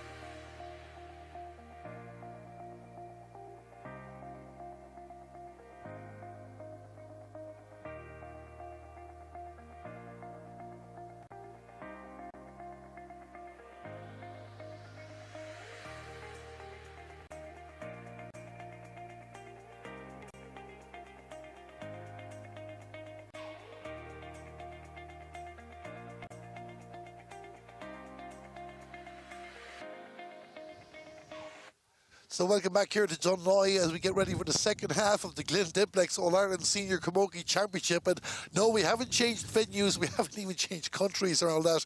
We're still here. The rain, the hailstones, whatever you call it, the storm is gone. The wind is still out here in the second half, going to favour Antrim. But it's Galway 112, Antrim 4 points. No sign of the teams yet, and based on the weather we didn't do before half-time. So Elaine, now that we've had a chance to think about it, your overall assessment of the first half? Yeah, look, I suppose Antrim would probably have been happy with maybe the first 15 or 20 minutes of that first half. You know, they were holding Galway really, really well and defending well, and when they got the ball up to the full forward line, they were able to take their couple of scores, and they were just staying within touch. I suppose they had that missed goal opportunity then, and as I said in commentary, that seemed to spurt Galway into life, and they kicked on from there and finished up with 112 in that first half. You know, 11 points looked unlikely for a long time in the first half of a lead, but that's what they went in with at half time, and you know, they'll have been happy enough. Obviously the injury to Rebecca Henley will be the biggest concern for them in that first half, and look, they'll look to tighten up at the back now in the second half. We've seen what Antrim are capable of doing against the breeze, so you'd imagine they're going to get more ball into that full forward line.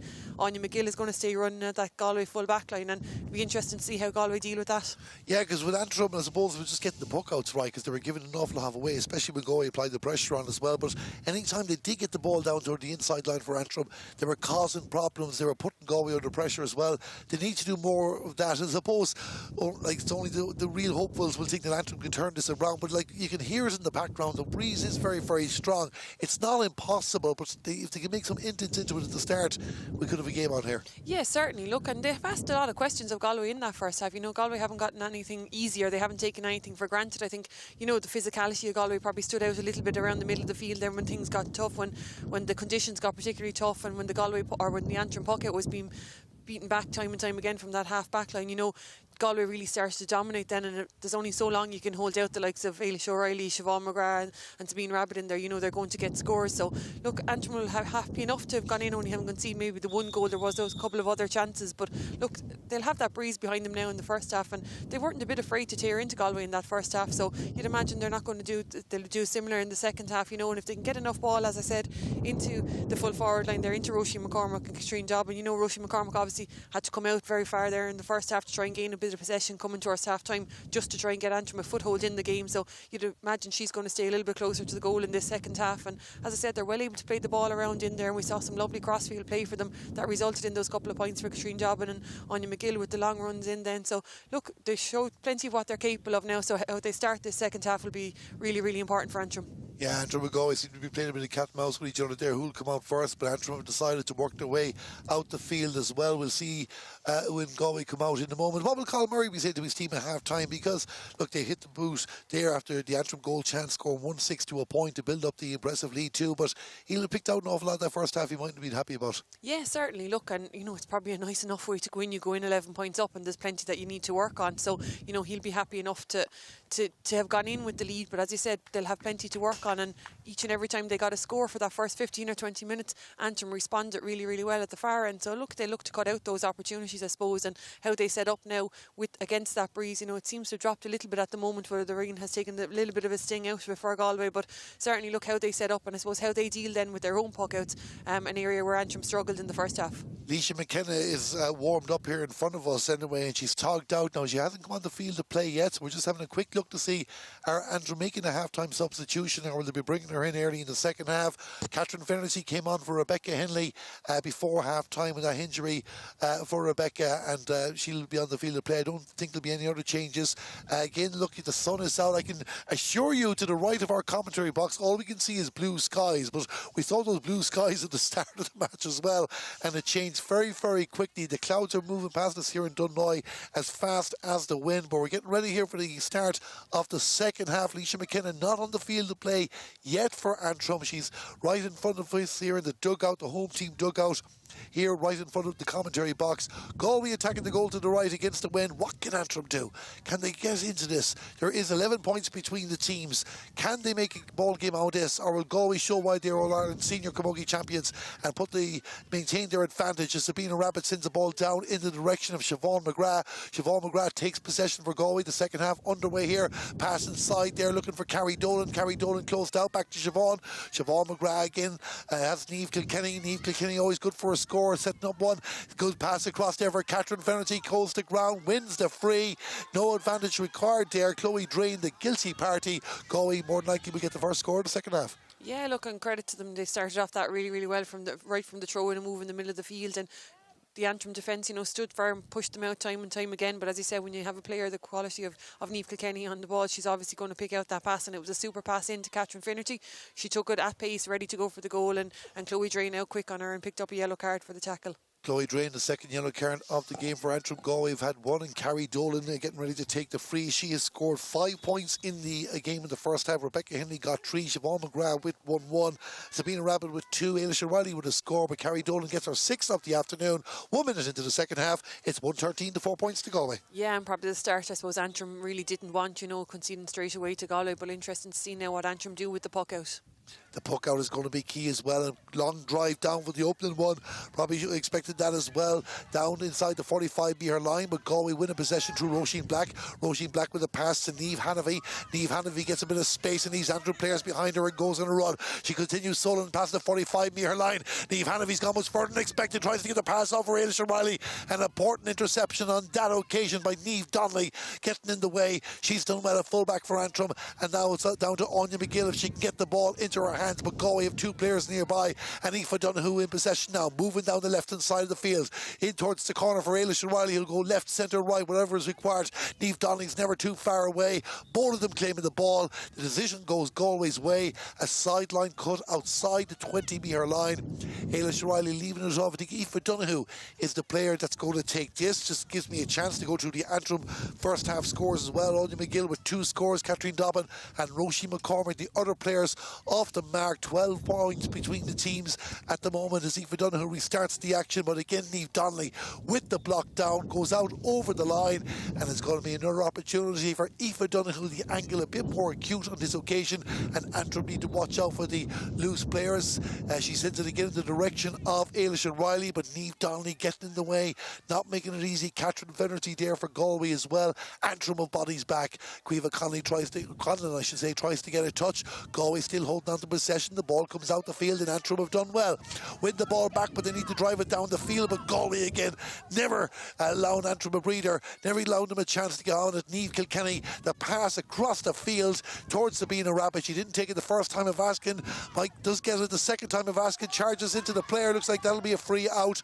No doubts about that. Yeah, absolutely. And he called it correctly there. Charging into the player was exactly what happened there, and she started to fall shortly after it. But Chloe Drain standing her ground there and winning the free on this occasion, and a bit of a let off for Antrim. They'd struggled to try and relieve that ball. They'd had it around that full back line for a couple of minutes there, but just couldn't quite clear it, and struggling to get it out there due to the pressure of the Galway forwards. Yeah, Sabina Rabbit gets the yellow card for that as well. I don't think there'll be too many arguments about that as well. And Antrim have a free inside their own D, and looking now to get the ball down the field and get some scores in this second half. So Niamh Donnelly, the player that sends it down. Niamh Kilkenny with a touch for Galway, simple as you like, takes the ball and goes in a run again towards the 65-metre line, down the right hand side of the field trying to find Catherine Fennerty, but Caoimhe Conlon wins the ball for Antrim with the red helmet. Down the left again to Anya McGill. Anya will look for a bit of space, trying to get away from Siobhan Gardner, and she sends a crossfield ball, but the wind just pulls it inside for Catherine Dobbin. That might work out for the Galway defenders. Roisin Black getting her body in the way there. Rachel Hanavy coming out to help out. 4 Ormo Mary players starting this game for Galway. Rachel Hanavy wins the ball, gives it to Aoife Donoghue. Aoife Donoghue goes past the 65-metre line. I thought the referee had blown the whistle. Play continues on, and Aoife Donoghue gives it to Caoimhe Conlon, and Caoimhe Conlon will send it back down the field again for Antrim. Looking for Anya McGill. Anya McGill against Siobhan Gardner. Another intriguing battle. I think she started with Derva Higgins, now on Siobhan Gardner. Sarah Dervan, the Galway captain there, reading the play. Thought she had it the first time of asking, but Antrim refused to give up the ghost of the ball. Roisin Black wins it for Galway, gives it to Niamh Hanavy. Niamh Hanavy down the field again for Catherine Fennerty outside the 45-metre line. Antrim do well. Win the ball back, led by Chloe Drain. Chloe Drain back to Katie Laverty, and Katie Laverty down the left for Colleen Patterson, and Colleen Patterson turns on the right hand side. Good crossfield ball looking for Roisin McCormick, the type of ball that Roisin likes if she can get into her hands. Derva Higgins didn't want to let her get away. Roisin McCormick with the ball, sends it in towards the goal. Nobody inside there for Antrim, and Sarah Healy finds the pass out for Heather Cooney, and Heather Cooney taking a couple of goals to get this into her hand, but she does so. And down the right again, a bit of tennis between the two teams at the moment. Wimbledon not too too far away. I think it's starting on Monday. Carrie Dolan down the right again, and Galway pulling the player back to protect what they have, because Cleve O'Connor has plenty of space there. Gives it to Maria Lynn, and Maria Lynn down the field again, and it's Anya McGill gets away. This is an opportunity here because Sarah Derwin slipped, and Roisin McCormick is the player to her right, gives it across, and Nita Neal is the first time I've asked the ball didn't come up for Catherine Dobbin, and Rachel Hanavy in like a terrier to win it back for Galway out towards the 20-metre line. Niamh Hanavy to mop it up for Galway. We get Elaine's thoughts on that in a moment, but Antrim nearly presented with a gift and they didn't take advantage of it. The ball is down the other end of the field, nearly 6 minutes gone in the second half. Galway 113, Antrim 4 points, free in for Galway, a 4-point swing coming up. Yeah, and that's exactly what it was. It was a gift. You know, Sarah Derwin doesn't slip up literally too many times in there, and she did on that occasion. Roisin McCormick obviously had the chance of an easy point, but saw the opportunity, played that lovely ball across to Katrine Dobbin, and the touch just left her down at the wrong minute for her. Didn't get it into her hand first time, and it gave Rachel Hanafy a chance to get back and snuff out the attempt, and you know, a real chance for Antrim there that's gone a begging. And as you said, Galway have gone up the field now, and a chance for Carrie Dolan from distance speed against the breeze. But you know, as you said, a 4-point swing there from a chance that Antrim really should have put away at their end. So Carrie Dolan just outside the 45-metre line, looking to make it 7 points for her on this afternoon. Galway have the 1 point at the half so far. Antrim haven't scored. Carrie Dolan with the shot. This could drop dangerously, and it drops out to the left and wide. Alicia McKenna getting ready to come on the field to play for Antrim.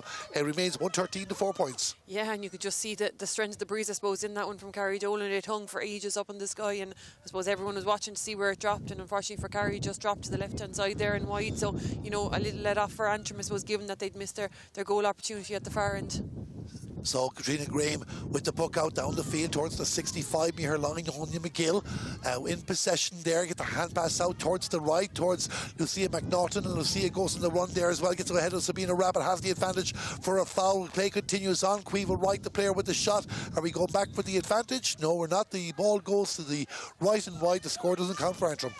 No, and I think John Darby thought maybe about going back just before that final pass came off, and when it did, and when they got the shot away, he was happy to let the play continue, and unfortunately for Antrim, it drifted out to the right and wide there, and a chance now for them to make that substitution. So Alicia McKenna has finally come on the field of play. She's waited 8 minutes into the second half is it Nicole O'Neill going off, I wonder, and I wonder if there's any knock there too, but Nicole O'Neill is gone off the field of play. A big name. Yeah, an unusual move, I suppose, for Antrim. Maybe Nicole would be one of their bigger players and one of their star players. But look, I suppose on a day when you're playing on Aoife O'Donoghue and Eve Kilkenny in the middle of the field, it's no harm to have some fresh legs to get in there. So Alicia McKenna on for Antrim. It remains Galway 113, Antrim 4 points, and Aoife O'Donoghue, who's just mentioned there, on the ball, runs into Caoimhe Conlon, who's having a bright start to the second half, gives it to Lucia McNaughton, but Aoife O'Donoghue doesn't take kindly when someone takes the ball off her, goes in battling for possession, gives away a free in the process, and Antrim will have their free on their own, or just outside their own 45-metre line. The referee, I don't think, well, somebody must have said something, or Galway didn't stand back, because it's going to come up towards the 65, and Antrim will get another go, and you just wonder here, will they have a pop at the post to try and get a score? Is there anybody strong enough to do it? Lucia McNaughton will certainly send this ball in towards the full forward line, hoping to make a bit of hay, and you just feel if Antrim can get one score in this half, they can fly off a few of them very quickly. Lucia McNaughton sends it down in the direction of Catherine Dobbin. The ball bounces away from her, and Rachel Hanafy doesn't bounce away from Sarah Dervin. The contact will lead to a free out for Galway. Yeah, probably a wasted opportunity from Antrim there. You know, I know they went about taking the initial free quickly to try and get some quick ball in there, probably to isolate Roisin McCormick at the edge of the square.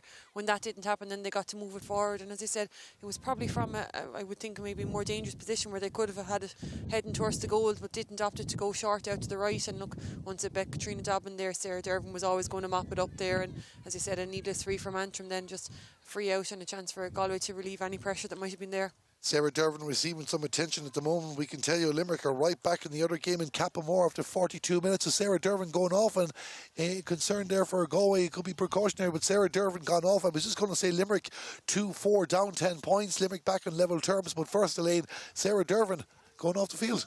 Yeah, and I suppose the minute she went down, Cathal Murray was quick to have Shauna Healy warming up, and she was ready to come on straight away. I think Sarah Dervin was happy. Maybe she was back on her feet, probably was happy to continue, but maybe Cathal Murray feeling that it's not worth the risk now at this moment in time with, you know, some really important knockout games. I suppose the Kilkenny game next weekend, and after that semi-finals or quarter-finals. So having already picked up an injury to Rebecca Henley, I suppose maybe erring on the side of caution there. And look, there's no real difference when you're taking off Sarah Dervin to put on Shauna Healy, a full back. Again, just an embarrassment of riches that's in that Galway camp at the moment. It just goes to show there, and Shauna Healy straight away marking Roisin McCormick. She's wearing the number 17 jersey with the white helmet. There's a white helmet wearing number 2, which is normally Shauna Healy's jersey, but that's Rachel Hannafy, and she hasn't done her cause of holding on to that any harm in this game at all. Caoimhe Connon again wins the ball for Antrim, gives the pass up, but it's open territory, and it's won back by Galway. And now they're on the move here again as Aoife Donoghue has pushed up the field of play, and Heather Cooney was a player that won the ball the first time, but it's Aoife Donoghue on the move as Ailish O'Reilly outside her, gives the pass off for Ailish O'Reilly, drops the ball there, a chance for a goal. The referee say going back for a free. Galway just lost control of the sliotar. They'll get a score out of this. Yeah, and Antrim, I suppose, a let off there again for them. You know, Ailish O'Reilly doesn't miss too often when she gets in there, but again, you know, you'd have to credit Katrina Graham when the goal came out quick, made the angle difficult, and when Ailish O'Reilly took her eye off it and the ball went to ground, I suppose John Darmody happy to call it back for the advantage and a chance for Carrie Dolan. Carrie Dolan with the free for Galway. Just over 11 minutes gone in the second half, and taking this now, looking for another score as well. The scores have really dried up in the second period. Galway are against the wind, and Antrim haven't found a way through yet. Carrie Dolan with the free puts the ball over the bar. It's Galway 114, Antrim 4 points. Yeah, looking from a Galway point of view, I suppose they'll be happy to just keep that scoreboard ticking over now against the breeze. You know, they'll take any opportunity that comes, and, you know, be that from frees or play. And look, they seem to have tightened up a lot at the back here, and they're really snuffing out any opportunities that Antrim have tried to build up. So, you know, as I said, Niamh Hannafy back there in that half back line now dropped very deep, and that allows a lot of space up front. But you'd have to be worried, you know, Caoimhe Connon doing really, really well, and mopping up a lot there as well from an Antrim point of view. So Galway obviously trying to work the ball around her. Catherine Fennerty took the pass from Niamh Hannafy. Now this is Ailish O'Reilly on the right, trying to get away from Niamh Donnelly. She hasn't had much space in this match from her, but she goes for the shot at the post. That goes across the goal to the left and wide. 6th wide of the game by my count for Galway. Antrim making a substitution, and it's going to be Siobhan McKillop coming on the field to play for them, and we'll tell you who's coming off in a moment. Yeah, super work from Niamh Donnelly there on that occasion. You know, Ailish O'Reilly is a notoriously dangerous full forward to try and mark, and Niamh Donnelly stuck with her every step of the way there and forced her out wide and forced the shot wide across the goal and wide. So, you know, super defending from Niamh Donnelly and from Antrim there, but they really just need to get something on the scoreboard at the far end now. Maeve Laverty is the player that goes off for Antrim. That's the substitution near the 3-quarter mark here. Antrim still have not scored in the second half. The breeze isn't strong as it's been throughout the whole game, but they're now moving the ball down the field to play through Siobhan McKillop, who's been on the scoreboard in this year's championship so far. Tried to pick out Leisha McKenna, it didn't materialise for her. Again, Galway playing this game, defending like it was a 2-point ball game and not the 13 that separates the teams. Don't want to give Antrim even an inch. A lot of these players, especially in the Galway half back line, great block down there by Heather Cooney, and the attempted shot by Caoimhe Wright. A lot of these Galway players fighting for their own jersey for next week's game against Kilkenny, the top of the table clash in Group 2. We're right in front of us here in the commentary box. Niamh Kilkenny up against Katie Laverty, and there to take possession is Colleen Patterson. Colleen Patterson for Antrim down the field for Leisha McKenna, just can't get the ball into her hand, and you hesitate against Galway, you'll get a Catherine Fennerty coming down you very, very fast. Down the left, Roisin McCormick gets away from Shauna Healy, does very, very well, but be pushed back. However, a foul was committed by Shauna Healy. It's going to be a free in for Antrim. They need a score to settle down. This is their chance. Yeah, and I'm not sure Roisin McCormick realised there that she had the advantage. She was wondering why John Darmody was maybe calling her back, but in fairness, she was moving away from the goal, so the free is probably the advantage for her now, and she'll get a chance, as you said, just to get Antrim off the board in the second half and maybe start to try and build something from there. So Roisin McCormick, 14 minutes gone in the second half. Galway 114, Antrim 4 points. Can Roisin get her second of the afternoon, her first from a free? It's gone to the left and wide. It's just not happening for Antrim here today at the moment, especially in the second half. They were hoping to make inroads, but Galway's strong second quarter is really the difference between the teams, as Roisin Black gives the ball to Shauna Healy. Roisin now gets it back and gives it to Derva Higgins. Derva Higgins from Athenry. It goes past the 65-metre line, trying to skip away from Leisha McKenna. Anya McGill Gill covering the gap as well. But Aoife Donoghue doesn't need much of a gap. She just needs a bit of space. Gives it to Niamh Kilkenny inside the 45-metre line. Galway on the move again. Caoimhe Conlon gets in the way, but the pass goes inside. And Galway going back to Aoife Donoghue. She'll have a pop at the post. Aoife Donoghue with the shot for Galway. That ball goes to the right and wide. The slitter floats in the air but doesn't go Galway's way. No, not Galway's way on that occasion. And look how many times have we seen that Aoife Donoghue pop off to Niamh Kilkenny running through the centre. But credit again the Antrim defence, you know, they pushed them out, they forced them back time and time again, but you know, forced the shot on that occasion and forced the wide. But as I said, they're just not able to make a count at the far end, and ultimately you can only hold out so long against this Galway team. Antrim will be making another change in a few minutes. No doubt Galway will start emptying their bench soon enough, though they've had 2 forced substitutions already. Aoife Donoghue with the ball there in the middle of the field, caught between the 265-metre line. Caoimhe Conlon again in the battle there in the second half, but Aoife Donoghue stays where she is. Siobhan McKillop coming in to help out as well. She's wearing number 19 for Antrim, and the ball just hold up there. Eventually it comes, and it comes for a Galway player, and great work there indeed by Heather Cooney, who's won an awful lot of ball in the second half as well, and fighting great. Like Heather Cooney played 75 consecutive competitive matches for Galway before Crucian ruled her out of the 2021 campaign. Great to see the St. Thomas's Star back in the game, but Antrim have won the free, and it's going to be an opportunity as they make their substitution. Cassie McArthur wearing number 23 coming on the field to play. Roisin McCormick going to have a second go, and I think it's Caoimhe Wright, the player, leaving the field. Yeah, you know, Caoimhe probably didn't get on as much ball up front there today, and you know, that's testament, I suppose, to that Galway full back line as well. It's a real formidable full back line, even without Sarah Dervin in there at the minute. But a chance now for Roisin McCormick, as we said a few minutes ago, just to get Antrim off the scoreboard in the second half. Roisin McCormick with the free, looks good, looks accurate. Antrim's first score of the second half. It's taken 16 and a half minutes. Roisin McCormick gets it, 5 points to 114. Yeah, and similar enough to Carrie Dolan, I suppose, in the first half, maybe just using that first free with the wind behind her just to gauge the wind and get her distance. And when she did that second one, it was from a similar enough distance, and judged that a lot better and got that one over the bar. And you'd hope that maybe that would just kickstart a bit of an Antrim revival here. Even against the wind, Sarah Healy nearly found the opposing 45-metre line, but Antrim have won the ball back. Roisin McCormick with the ball tries to flick it over Shauna Healy. Shauna Healy tries to cover the ground, but Roisin McCormick pushing it forward, and eventually the wall of maroon gets in the way. Niamh Hanafy was there, but this is Catherine Dobbin for Antrim. Good block by Rachel Hanafy. Took enough sting out of the ball for Roisin Black to take possession, clear the ball out to Aoife Donoghue, and Aoife Donoghue goes in the move past the 65-metre line, and Galway on the counter again. The pass out towards the left to Sabina Rabbit. Sabina Rabbit inside the 45-metre line, blocked by Chloe Drain. Looks around for option, looks for Ailish and Wiley, and I think an Antrim stick might have gotten the way there to push that further back out the field. Aoife Donoghue will take possession for Galway in the middle of the field. Isolated, good hook there by Antrim. Can they get the ball is the question now as well, because Galway remained there and Aoife Donoghue remains there. Niamh Donnelly comes out with the block there. Ailish and Wiley has the ball now, and it's the Antrim player again, Niamh Donnelly, winning the ball.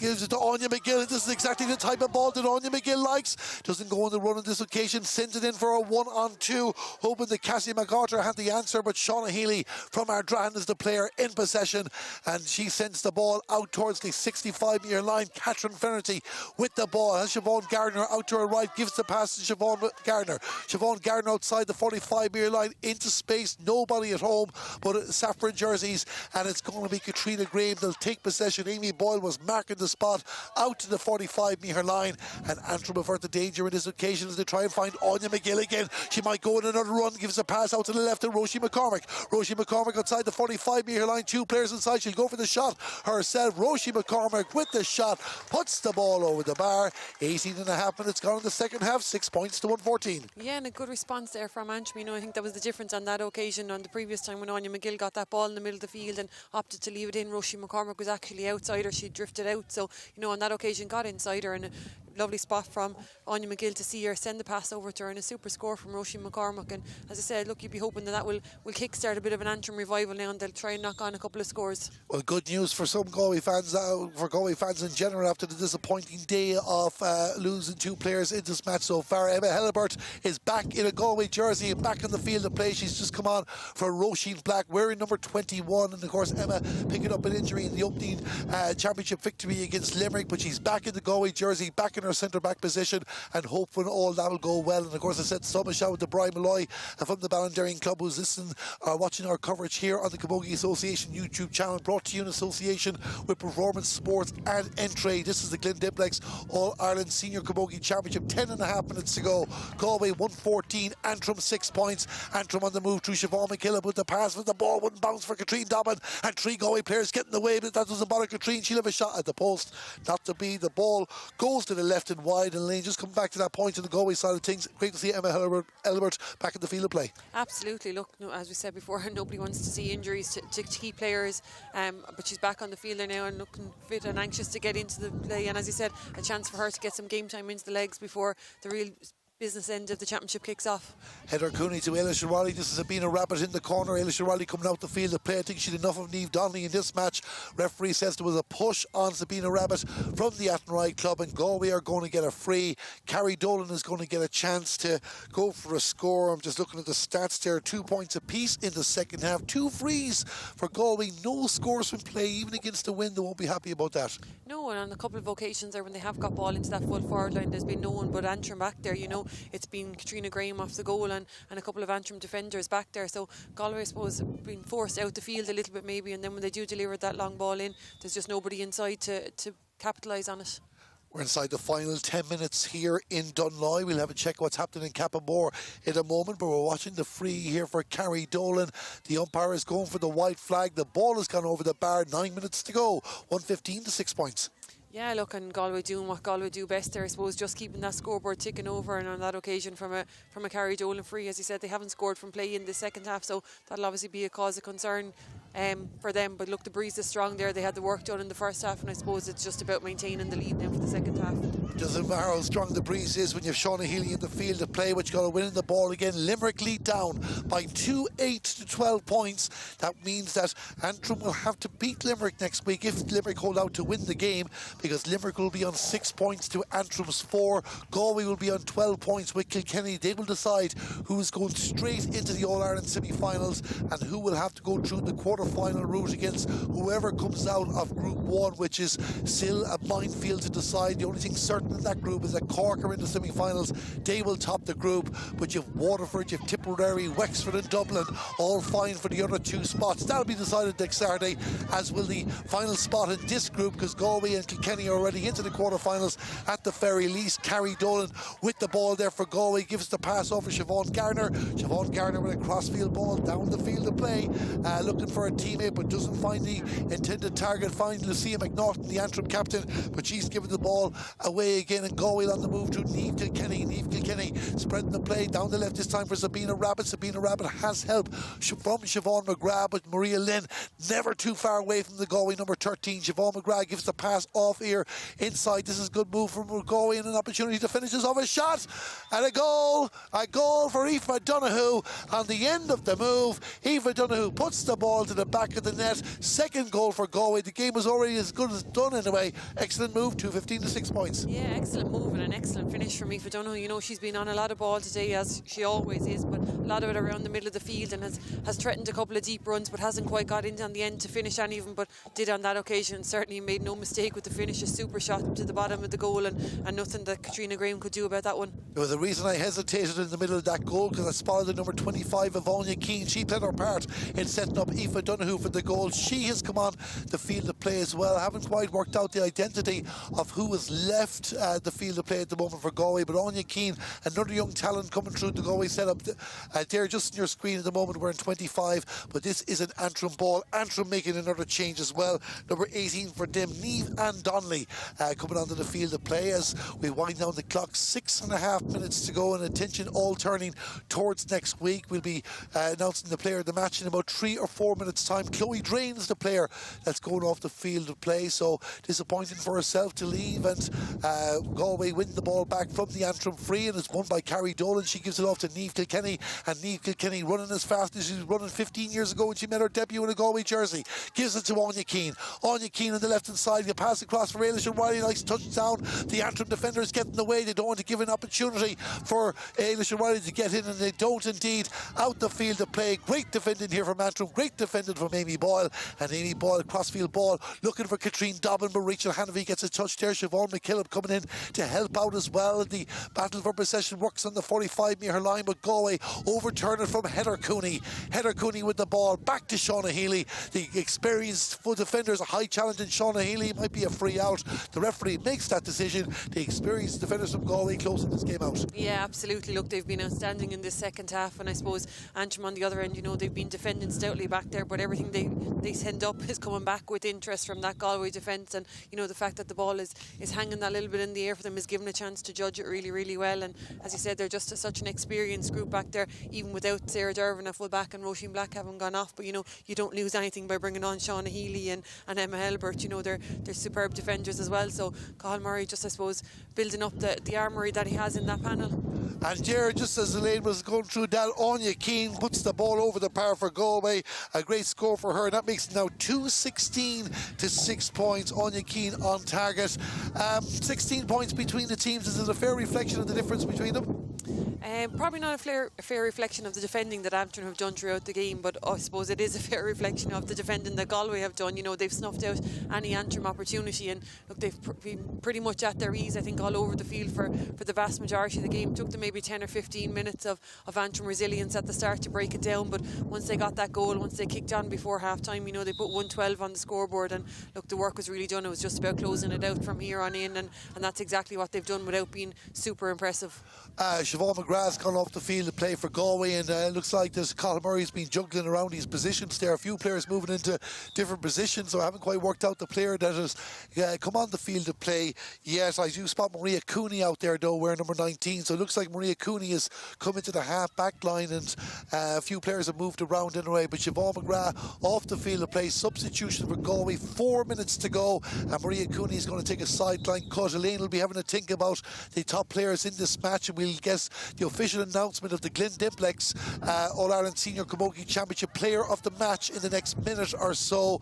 Many contenders for both teams. Another sideline cut for Galway right in front of us here in the commentary box. Will Maria Cooney come up to take that as well, or will somebody else take responsibility? Nobody jumping up to take it straight away, and Derva Higgins has said, right, I'll do it if somebody can find me a slitter, and she's going looking for a slitter. Not many slitters around some of the set pieces in this match, it has to be said, but if that's the only critique we're taking of our day out in Dunloy, we won't complain too much, Elaine. Certainly not. Looking, I suppose, from a Galway point of view, when you normally have Rebecca Henley on the field, there's not really any need for anyone else to step up to take sidelines.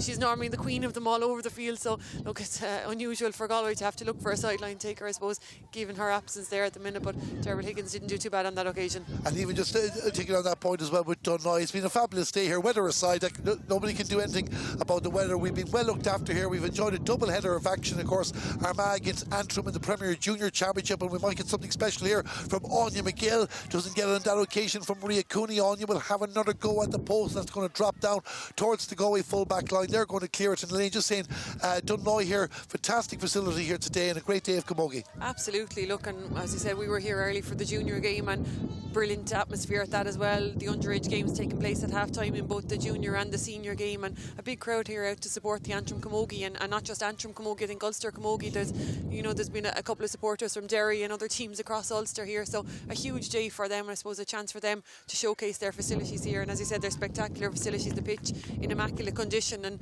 look, as you said, unfortunately nothing anyone can do about the weather, but it certainly hasn't dampened the day. Galway were on the move there as well, but Niamh Donnelly broke it down. Maria Cooney's going to send it back again, and Ailish O'Reilly wants to have another goal, but never given much space to breathe. The five-time All-Star goes on the ground, wins the free-in as well, and this will be in Carridolan country, even if it's against the elements. And Elaine, just while we're waiting for this to take place, we'll go through your overall contenders and your overall Glen Dimplex player of the match. Yeah, look, I think from an Antrim point of view, most of their strong performances came in defence. You know, Niamh Donnelly was outstanding at full back, and as you said, Ailish O'Reilly has probably seen enough of her for a good while, and won't want to see her even going back to Katrina Graham in the goal. You know, made two really important blocks there in that first half. Nothing she could have done about the two goals that went in, but she's been really, really outstanding. And up front, I suppose Roisin McCormack and Anya McGill and Katrina Dobbin were probably the three players that stood out and looked the most threatening against that really, really solid Galway full back line. Galway point of view then, I suppose, look, they had outstanding players all over the field and it was a real team performance. Just looking as Carrie Dolan puts that one to the left and wide. You know, they've had some really, you know, probably without being spectacular, as I said in commentary, they've just gone about their business really, really well, knocked on the couple of scores before half time and then pushed on. But look, any one of their backs you could pick out has been outstanding today. You know, Rachel Hannafy really, really good, Sarah Dervin before she went off, Heather Cooney, you know, all over the field. And again, you get what you always get from their midfield partnership from Aoife Donoghue and Niamh Kilkenny. And up front, look, I think all of their forwards, bar maybe Niamh Hannafy of the starting six, got on the score sheet. But I suppose overall for her dependency from both play and from frees, I suppose Carrie Dolan, she's finished out the game with, I think it's 8 points so far. So, you know, she's been unerring from frees, bar maybe one in that first half just to get her range, and just has been really, really good about everything that Galway have done well today. So Carrie Dolan is the Glen Dimplex player of the match as Aoife Donoghue goes a shot at the post, and Aoife Donoghue puts the ball over the bar. That makes it 2-17 to Galway, 6 points to Antrim. We will be hearing from Carrie Dolan at the end of the game, and hopefully we'll get some reaction too from the respective managers. The 30 minutes has now been officially hit here. Galway 2-17, Antrim 6 points, and it's all down to the discretion of the match official John Dermody. There's a player receiving treatment. It's Emma Helbert receiving treatment again, and this will be a bit of concern here as well, but she seems to be walking back into position at the moment, and hopefully she is okay to continue. I wasn't too sure if there was any substitutions taking place at the moment, but Emma Helbert, and they've taken the chance to bring her on, Elaine, but unfortunately it doesn't look like it's going to work out today, because Emma Helbert is going off the field of play now. I don't know if you've been keeping a tab on the substitutions. I've lost track, but Galway are going to be forced into another one anyway. Yeah, and I'm not sure if they have another one to even introduce, but certainly, as you said, taking no chances there with Emma Helbert, and quick to get out to her and get her off the field, and she looks in a little bit of discomfort as well, so I'm not sure if it's a reoccurrence of the injury that she's already suffered this year, but certainly that comeback to form hasn't gone well for her. I just did one count there, and I only counted 14 Galway players on the field to play, but as we do supporters in front of us here, I need to do another count to be sure that nobody came on, but we'll keep an eye if somebody's back on the field to play or whatever. But it looks like Galway are finishing this game out with 14 players, and Emma Helbert has gone off. Like the score looks very well for Galway, but on a day Rebecca Henley certainly looked like a serious injury. Sarah Dervin and Emma Helbert might have been precautionary. We'll hopefully find out from the Galway management after the game. But as the ball comes out the field, that was a free in from Roisin McCormick, who's been forced to come out to get involved in the action. Antrim just struggling to get scores, and Shauna Healy gives it to Heather Cooney as well, and it's Heather Cooney bringing it up the field to play. I think Siobhan McKillop and Anya McGill got in the way of that attempted clearance for Galway, and the battle for possession is on the 45-metre line, and again a scrum for possession, and it's Shauna Healy again that takes the ball for Galway down the right, gives the pass off to Anya Keane, and Anya Keane sees Ailish Riley, probably hits the ball just a bit too far in ahead of the All-Ireland final goal scorer in 2013 and 2019. 2 minutes of injury time. Galway 2-17, Antrim 6 points, and play is going to restart through Katie Laverty. The Antrim number 7 decides to go back with the ball to Maria Lynn. Maria Lynn with a pass forward here, and this is good play as it looks like Niamh Donnelly trying to set up the attack, but Antrim just seem to find a Galway defender, but the referee blows the final whistle. Galway, the All-Ireland champions, pick up their 4th win of the campaign. Elaine, your overall thoughts? Yeah, look, I suppose no real surprise in the result. Maybe Antrim a little bit disappointed with their performance with that breeze in the second half. You know, as I said, probably stuck in with Galway for that first 15, maybe 20 minutes, but as I said, missed their own goal scoring opportunity then, and then Galway really just kicked into gear and kicked on from there. And you know, when Carrie Dolan was able to keep that scoreboard ticking over in the second half against the breeze, you know, it was always going to be a big hill for Antrim to climb, and I suppose when they failed to really, you know, they could really have done with that goal in the first half. I suppose it would have given them a bit of life going in at half time, and instead Galway managed to kick on and finish with 112 to 4 points at half time. And look, Antrim playing with that breeze in the second half only managed to add 2 points to it, and you know, a lot of that is down to the Galway defending, I suppose, and the experience of that Galway team. You know, they suffered the loss of, as we said, Rebecca Henley. Sarah Dervin came off with an injury, but you know, when you have a panel of what Colin Murray has there, you know, obviously the injuries will be felt, but you're well able to run the bench, you're well able to get fresh legs in there, get new bodies in there, and it doesn't drop the standard of what you're doing. Overall, look, I suppose Colin will be happy enough with the win. That's all you want when you're coming up here. Maybe not overly happy with all aspects of the performance, but a week now to recover and go about they're topping that group in their last group game against Kilkenny next weekend. That'll take place next Saturday. Goals for Siobhan McGrath and Aoife Donoghue. The difference, Carrie Dolan with 8 points in Galway, 217 to 6-point winners. We'll hear from the player of the match and more reaction with myself and Elaine in just a couple of moments. Don't go away. The final score here in Dunloy. Galway 217, Antrim 6 points.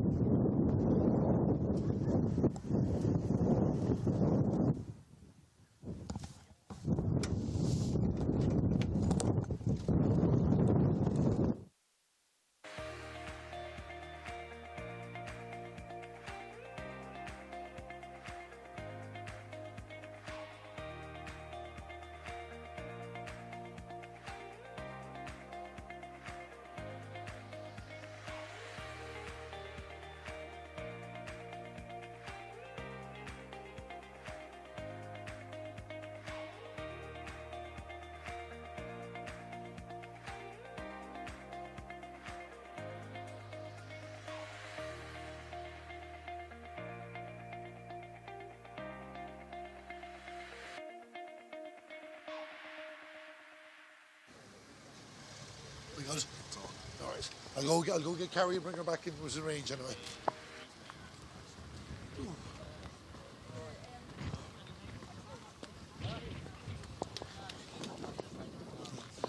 I'll go over and try and bring Colin with me as well.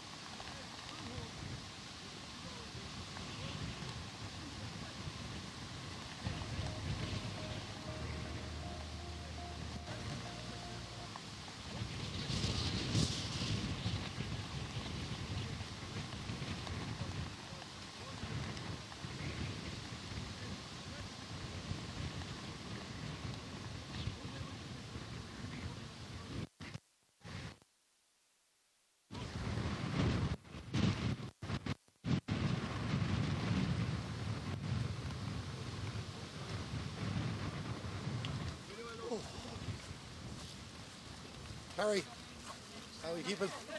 We're not being. Oh, sorry, Carrie,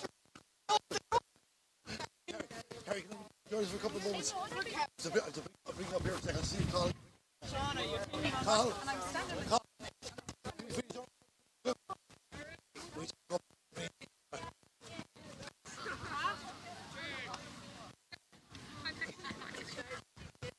We have a Bluetooth thing that didn't put up today.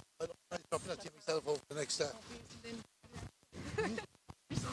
Oh, sure, I'm sure you get a chance anyway.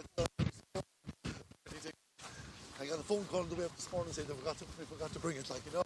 So just be only one cameraman here today, so I can bring you up a bit. And hopefully Carl will follow us over as well. So you're doing the game next week, Kenny? We don't know yet, now, to be honest with you, because you see, we only get told on a Tuesday. I thought that'd be the biggest game, like, you know. Yeah, see, all depends if they want to go for one of the team championship. Oh, here, yeah. I'll just see me capping off there now. Are we live, Danny? Yep. Sorry there. Welcome back here to Dunloy at the end of round 4 of the Glen Dimplex All-Ireland Senior Camogie Championship. Delighted to be joined by the Glen Dimplex player of the match, Carrie Dolan. Carrie, first things first, how difficult was it to take a free in weather like this? Yeah, it was tough enough. I still missed a couple of handy ones that I probably should have put over, but some of them looked like they were going over and they just veered off. It was difficult, yeah, but look, we came out here to get the win and we got that, so we're happy enough. I was thinking something similar myself until I actually came out in the field to play afterwards as well. I don't think I would have put a free over. There were important scores in the game because, especially in the first half, even though you had the wind, Antrim made it very, very difficult. They did, yeah. We had the wins, they kind of dropped one or two back. It was hard to get through, but the girls worked, very hard. I think the work rate was decent enough in the first half, and we won a few frees and got a few from play, and we had a couple of goal chances we could have got too, but look, we got the one in the first half and one in the second half, so look, we're happy enough for that. You were teasing a goal, but then Antrim went down the field to play, and a fierce shot there. I think Sarah Healy's went off her ankle or something as well. It was like as though that was the wake-up call, and you went down the field 1-6 to a point before half-time. Siobhan McGrath getting the goal. Yeah, exactly. We started shaky enough, I think, and the last 20 minutes we kind of pushed on, but look, at Antrim are a very good team. They're very good forwards, they're very fast, and we knew that coming down, and we knew we couldn't take the foot off the pedal at any stage. So look, when we came out in the second half, there was no excuses about the wind or nothing like that. We wanted to shove on, and we did that. You played like a team that were only a point or two up. You didn't play like a team who were 10 points up as well. You weren't going to give Antrim a stiff in that second half. I know the aim coming down here was to get the win. There was no excuses about distance or travel or anything. Look, we wanted to top the group and look, go into next week's game as top of the group, so we got that. 4 wins out of 4, and that leads to next Saturday's big game against Kilkenny, semi-final place on the line.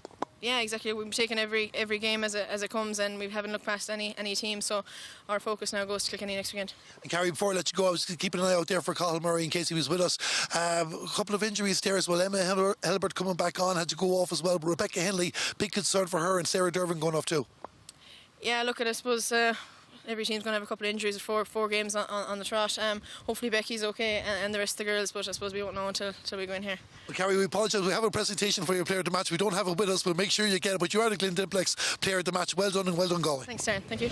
That was Carrie Dolan, our player of the match there as well, and Elaine Aylbert is coming back over here to join me here before we wrap up our coverage here, as it's very windy and I think everybody just wants to get inside at the moment. Carrie's gone running back in. I think we'll be doing the same in a moment. As Carrie spoke there as well, they had intent here as well. It wasn't just about getting the victory. They wanted to get the job done, but they want to keep up their own levels because they know what's coming next Saturday.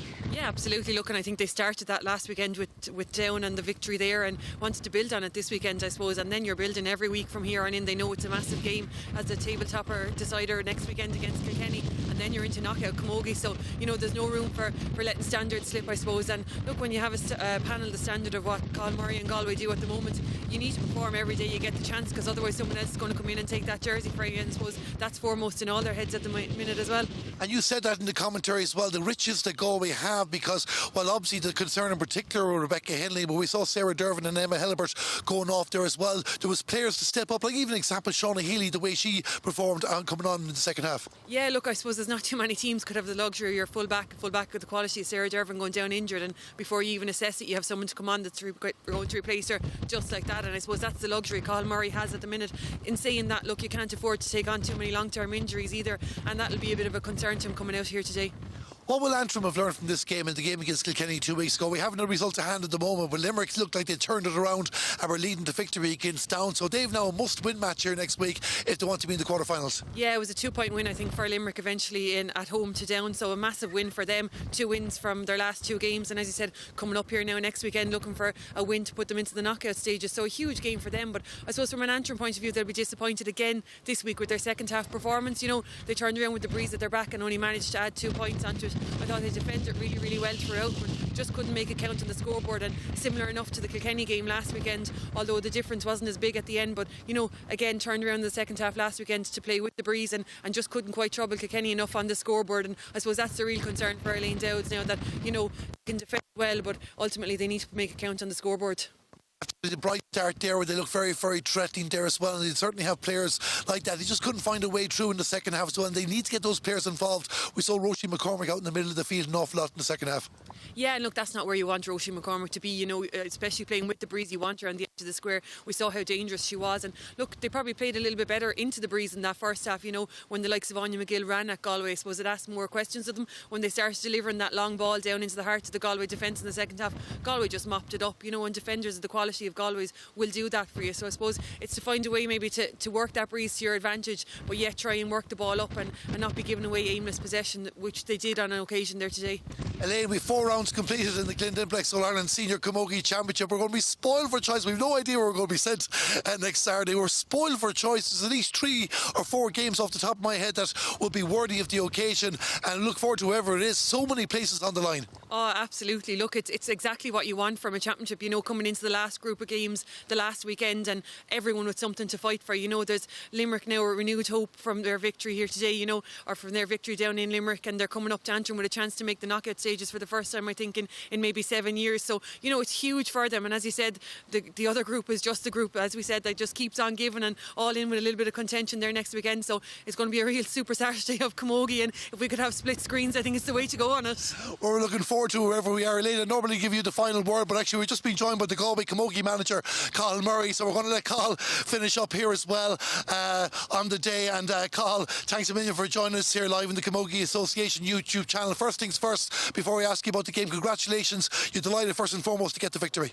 Yeah, really happy to get a victory. Look, it was always going to be tough enough coming up here, an awful long journey, and look, at Antrim are a really good team. I mean, really good intermediate champions, and look, we're happy with the first half. You know, it wasn't our best play. There's a strong breeze in it, and I know we were 10 points up at half time, but it didn't feel we were going that well. But in the second half performance, really happy with that. Yeah, because like he played, like I said it to Carrie too in the interview, he played like there was only a point or 2 in the game. He didn't let the scoreboard crowd. He had to work hard, and he continued working hard and never give Antrim an opportunity to even make any inroads into deficit. No, we talked about that at half time, that we needed to start really well in the second half, and look, the performance in the second half was really good, and look, we're just hoping that we can carry that into next week. Now we need to. Talking about the positives, of course, a few negatives. We have to start with Rebecca Henley. That looked very concerning when she went off before half time. Yeah, look, we were just going to, we don't know, it's definitely a knee injury. We don't know how serious it is. Just going to have to get her scanned during the weekend, and hopefully she'll be alright. I don't know, to be honest with you.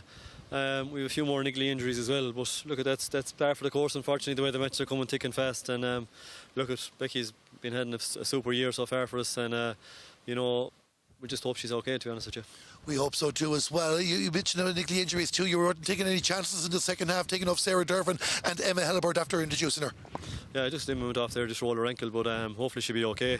But look, I suppose you have your eye on next week. When we were winning the game, you're going to have your eye on next week, and it's a massive game at Kinney Park against Kilkenny. So look, I suppose that decides who tops the group and who goes straight into a semi-final. So it's a really big test, and Kilkenny had a big win again today. So look, it's going to be a serious test for us, and look, we're just hoping to bring in that second half performance into next weekend. I'd seen you there with the panel just before you came over to join us too. You're making sure everybody stayed grounded too, because that's the key match now. You got the 4 wins. It sets up for Galway against Kilkenny. That's the game that's going to decide who gets into the semi-finals. Yeah, I suppose everyone outside was kind of saying that from the start, that it'd come down to that game. But look, we were just taking every game at a time and just doing our job. But look, it's there now. I think we're ahead on scoring difference. And but look at this, it's going to be a massive game in Athenry. They've come up the last 2 times, last 3 times. I think Avita's up there, better than 19, the better than 17 there. So look, it's a big game, because you know it determines, as I said, who tops the group, who goes straight to a semi-final. So it's going to be. Look, Kilkenny are always going to be a huge test, and we're going to have to, as I said, bring our second half performance into it next week if we're going to have any chance. It's going to be a big match, 2 unbeaten sides this year as well. Cathal, well done again for Galway's victory, and thanks a million for joining us. Thanks, sir. That was the Galway Camogie manager, Cathal Murray, and as you can see, the wind beating off us here in Dunloy. The sun is back out, but of course we had the rain too. But what an enjoyable day we had. First for our man, the Premier Junior, beating Antrim 118 to 116 earlier on with our live stream game. Galway getting the job done. 4 wins out of 4. Themselves and Kilkenny were ready through to the quarterfinals. They'll decide who gets the semi-final spot next week. Antrim still in the championship. They will take on Limerick. They will decide who finishes 3rd in Group 2.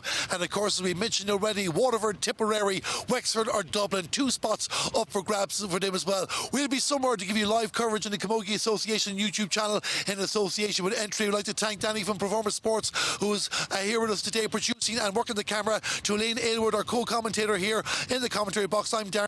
We enjoy the coverage. Galway victorious. The final score here in Dunloy, it finished Galway 2-17, Antrim 6 points.